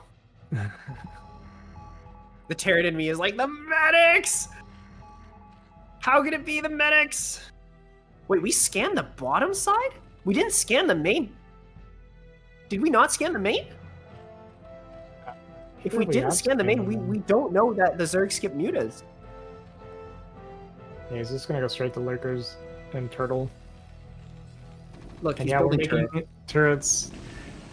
You've got to confirm the tech. It's so important.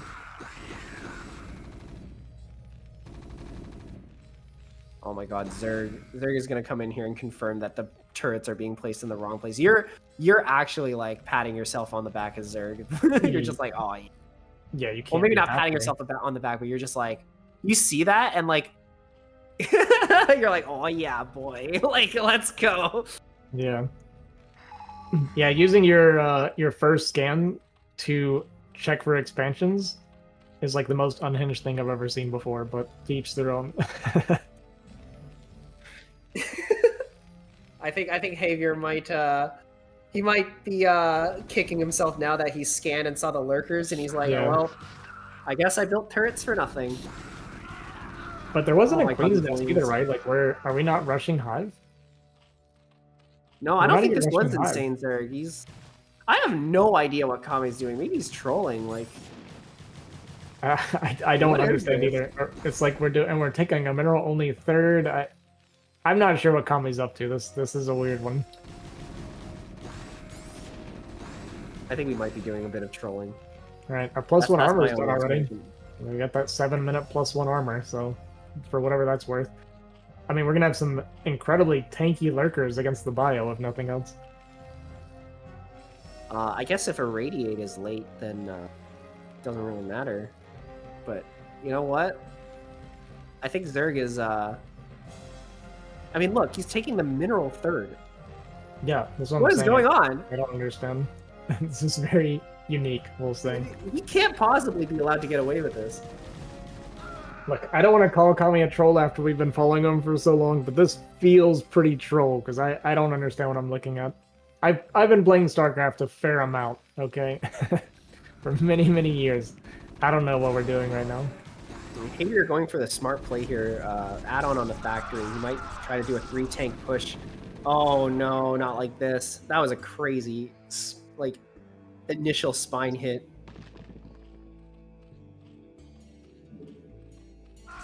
I think Kami might just try to flood lings and lurkers.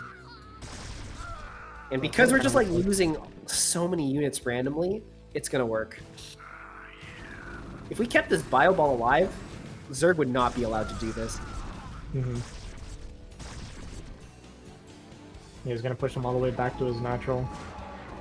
And I guess we're going to keep committing to try and push in. I mean, it's not like we're going for a contain. Kami's kind of going for a kill here with this +1 armor rush with the Lurker Ling. And I guess it works. I guess we're dead. I can't even believe this is working. Well, with the tank, now that the tank is out, this should be cleaned up. But if we flood enough Lings, like, the tank is not gonna... I don't know. Alright, well, Kami just continues kind of rallying a few units at a time here. Figure is at least going to stabilize. And what are we looking at for our vessel timing? Okay, it's not too bad. I mean, the 1 starport makes sense because we're going tanks. I think that is the right call. He's going up to a pretty good barracks count relatively early, so his macro is going to be relatively strong as well. Yeah, it does seem like the tech feels a little bit late for Terran, and it might be because of the initial harassment done by the Lings in the early game. And could also just be like the sheer confusion, especially like when you scan and you see the Lurker Den instead of like the Spire. You're just like, everything in your brain just becomes mixed up and you just like kind of fumble. Yeah. That's definitely Hater happened before. He was definitely on that autopilot, and then, yeah, scanned the main, and he was like, wait, what are we dealing with? This wasn't what I was playing for. But honestly, because the Zerg has such late hive tech, this push is still going to be scary. I mean, this is still actually a really good hive tech timing, because if you're looking at like 11-minute vessels, right, and that's usually about when the Defiler are coming out, maybe a little bit sooner. So this is actually a very, very strong hive timing, despite this kind of weirdness that Kami's been going for. Yeah, that is true. That the hive timing is going to work out in his favor. I think a lot of it is also that Javier's tech is also like not that fast.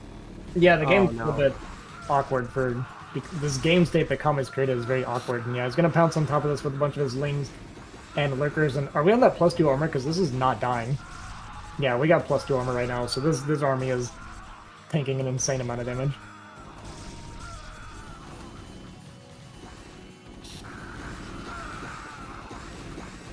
And Javier is going to be very sad when he sees how fast these ultras are coming across the map, because we are very close to getting ultraless production already.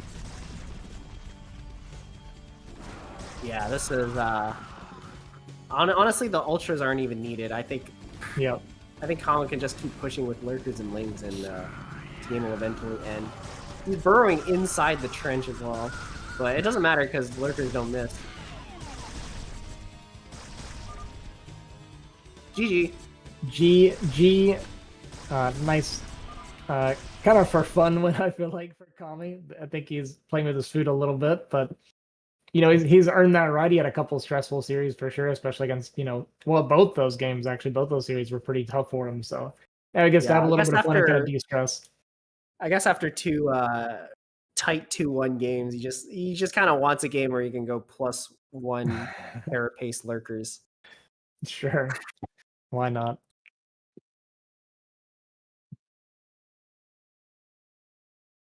All right, well, don't get too discouraged, Javier, if you come back and watch this. All right, Kami's been showing us he's a very strong player. Yeah, I mean, we started off today with like such a huge, you know, upset where we're just like, whoa, like we did not expect Tarson to. We thought Tarson was going to win it all, but he actually ended up falling to Kame, and then Kame, we watched him play like a very nice PVZ, quite a clean game, and we ended up actually winning despite like not even exploiting like the weaknesses in doubles play, but just like by outplaying him in every other way. Yeah. So we're definitely dealing with a really strong player here. Yeah, absolutely. I've been impressed for sure.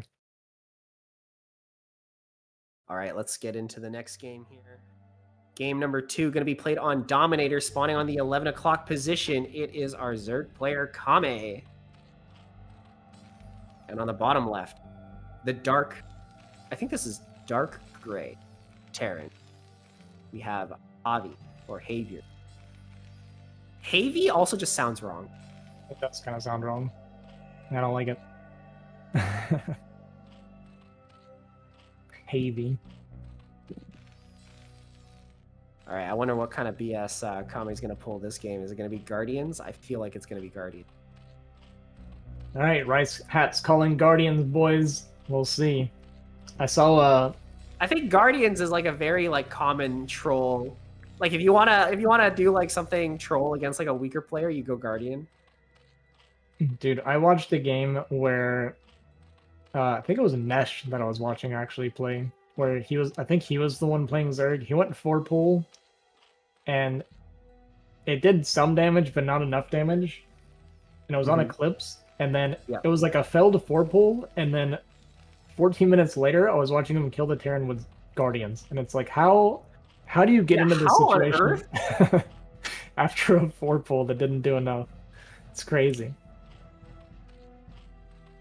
I don't know. I also feel like Terrans, including myself, underestimate the ability for Zergs to macro out of 4-pool, because I always assume Zergs can't macro out of 4-pool at all, right? Like I'll just like do one attack and the Zerg will just completely fall apart.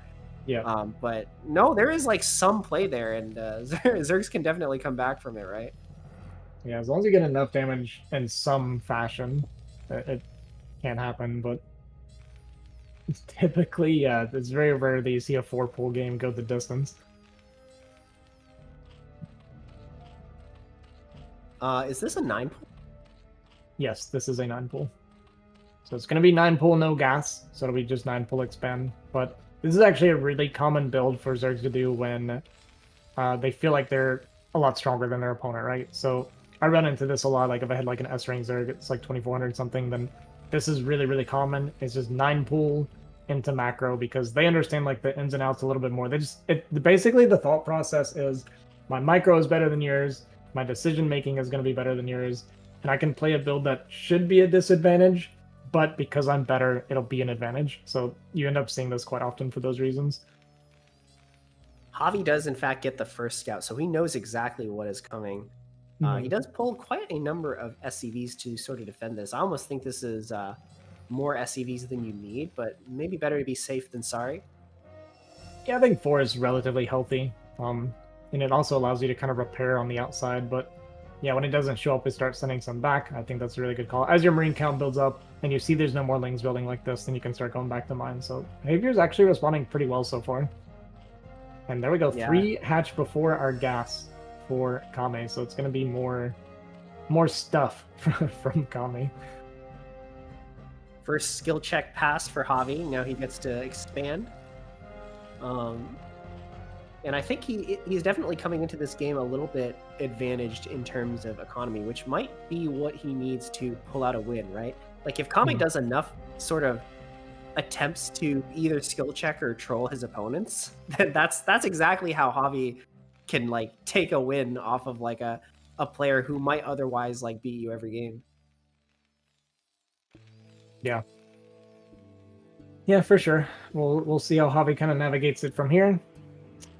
It's pretty important. I assume that's the second barracks there above his base. Well, yeah, it has to be. We're not mining gas, so yeah. Looks like we're gonna go. What was the building we just put down as Zerg? What was that? Oh my god! Chamber again. Here we go again. Kame. Of course. I was like, yeah, that was a fun build. I want to do that again. Yeah, it looks like we're gonna get that kind of 2 racks of cat pressure from Javier again. Yeah, I mean that's a fair build to fall back on. Yeah, it's a good just build. Make sure to scan the main. Yeah, hopefully we don't make a bunch of turrets against Lurker Rush this time.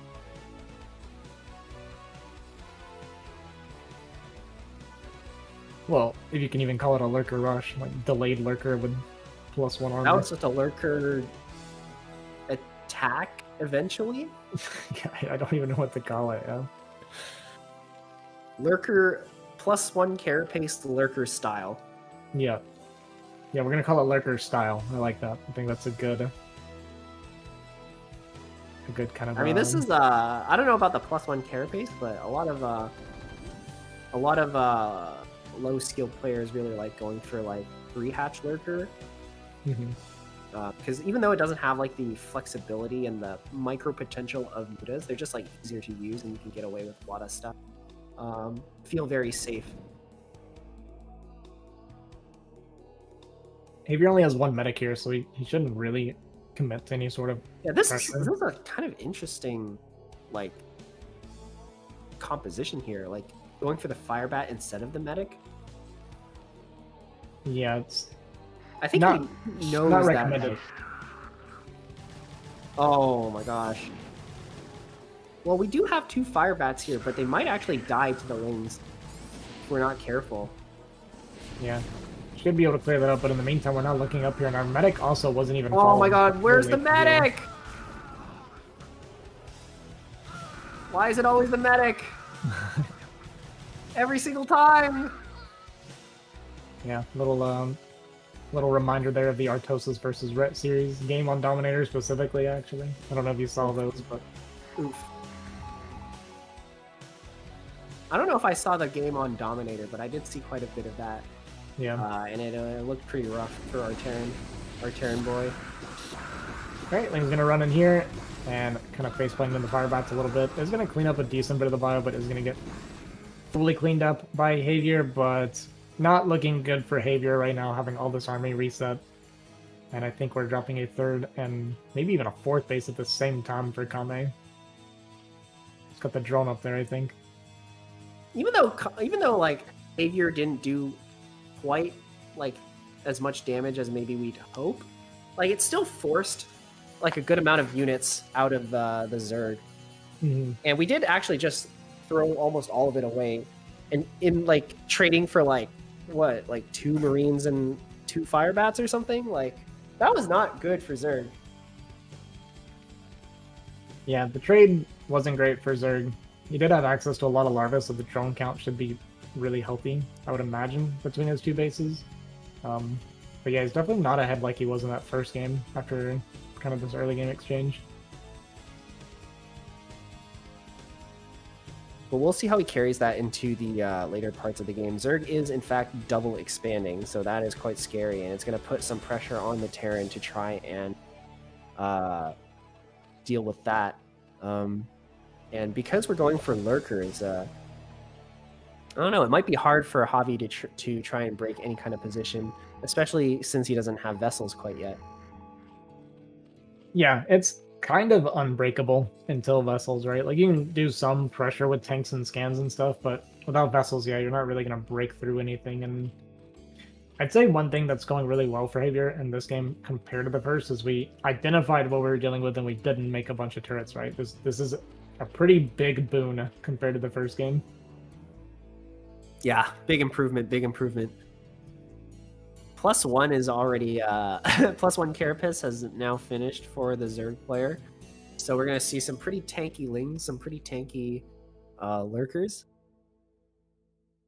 I don't actually even know if Havior recognized that Zerg went for like +1 carapace really, really fast, because it's kind of hard to tell sometimes, because you just like watch the fight and it's like going maybe slightly worse than you or going like a little bit worse than you expected. You're like, oh, that's weird. If like I expected to kill this lurker in like 2 seconds, but it took like 3 seconds. Like, did I just like miscalculate? Yeah, you kind of start having those moments, right, where you feel like something's a little bit off, and that's kind of when you can start to notice, like, the same as like when you forget range or something, right, for your Marines, and you're like, why did that trade go so poorly, right? And you start having those thoughts, like something's not quite the way it normally is. Yeah, but it's really hard to just like put your finger on exactly what it is. Like, right. Yeah, my brain, the calculations in my brain are just like slightly off. Like, what's happening? But here we go. Havior is going to try and go for the same attack as he did before, but he's in a much more advantageous position at this point, right? Like, he's retained most of his bio ball. He didn't waste any money on turrets, and this attack might actually come at a pretty decent time. Like Hive is only just now started, and if his vessel comes out soon, it's going to be up to Kame to try and delay this push before the first defiler pops out. Yeah, one thing Javi. One of the things he's not doing, that's good in the situation like this. So you actually don't want to wait for your vessel to start your push, and like he's doing. What you want to do is, once you've kind of already identified with your earlier scans what he's doing, you want to use your scans to start pushing this back and pressuring and gaining space before your vessel's out, because those extra seconds make a big difference. Like imagine we push forward, with a couple scans and then this came out, and then we can just immediately go across the map. So it's just really efficient to save your scans for this before your vessel's ready. Yeah, that makes a lot of sense. And the more Javi dilly dallies here, the faster the window closes on like him being able to do any damage here. The Defiler mount is already finished. I imagine Consume is already in the works. Defilers are already out. As soon as Consume finishes, this push is over, so we gotta go now. Yeah, starting to set up here on this high ground. We do have a really big surround being set up from Kame. It's going to be coming from below us as well. Oh my god, that one random lurker just like killed, basically eliminated half of that bio ball, and a huge surround from the bottom side. Where did all these lurkers even come from? We just wiped this army here. Yeah, Holly gets completely swallowed up by the Zerg, and now Kame enjoying a 40 supply lead or so with this huge army. Gonna barrel down on top of Javi and probably finish him off right here, right now. Yeah, this is a little bit sad for our Terran player here, but I guess the skill difference might just be a little bit too large. We're burrowing forward with the lurkers. We don't really care. Just like go in, a move. GG, well played from Javi. And there you go. Kame gonna get the $15 for Javi, but congrats to Javi. He still gets to qualify for the round of 24 and show us a little more of what he's got, maybe. Yeah, no small feat indeed. Good job to both players. Well done. And yeah, I guess that is the end of day 3. Yeah, pretty good day. I mean, we, like I said earlier, we learned a lot about Kame, so yeah, I can't wait to follow him into the. He definitely seems like one of the stronger players that we have here. Like, I feel like he can definitely contend with any like of the top foreigners that we got going on in IPSL. So I can't wait to see what he has in store for us in the round of 24 and beyond.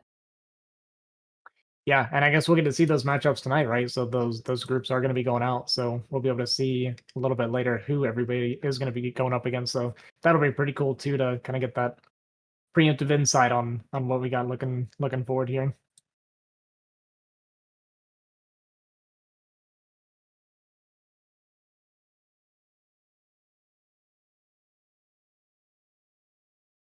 Yeah, we just got informed that it's going to be on the Discord. All the information that you require about IPSL, the groups, everything. So be sure to keep an eye out for that and join the Discord if you have not already.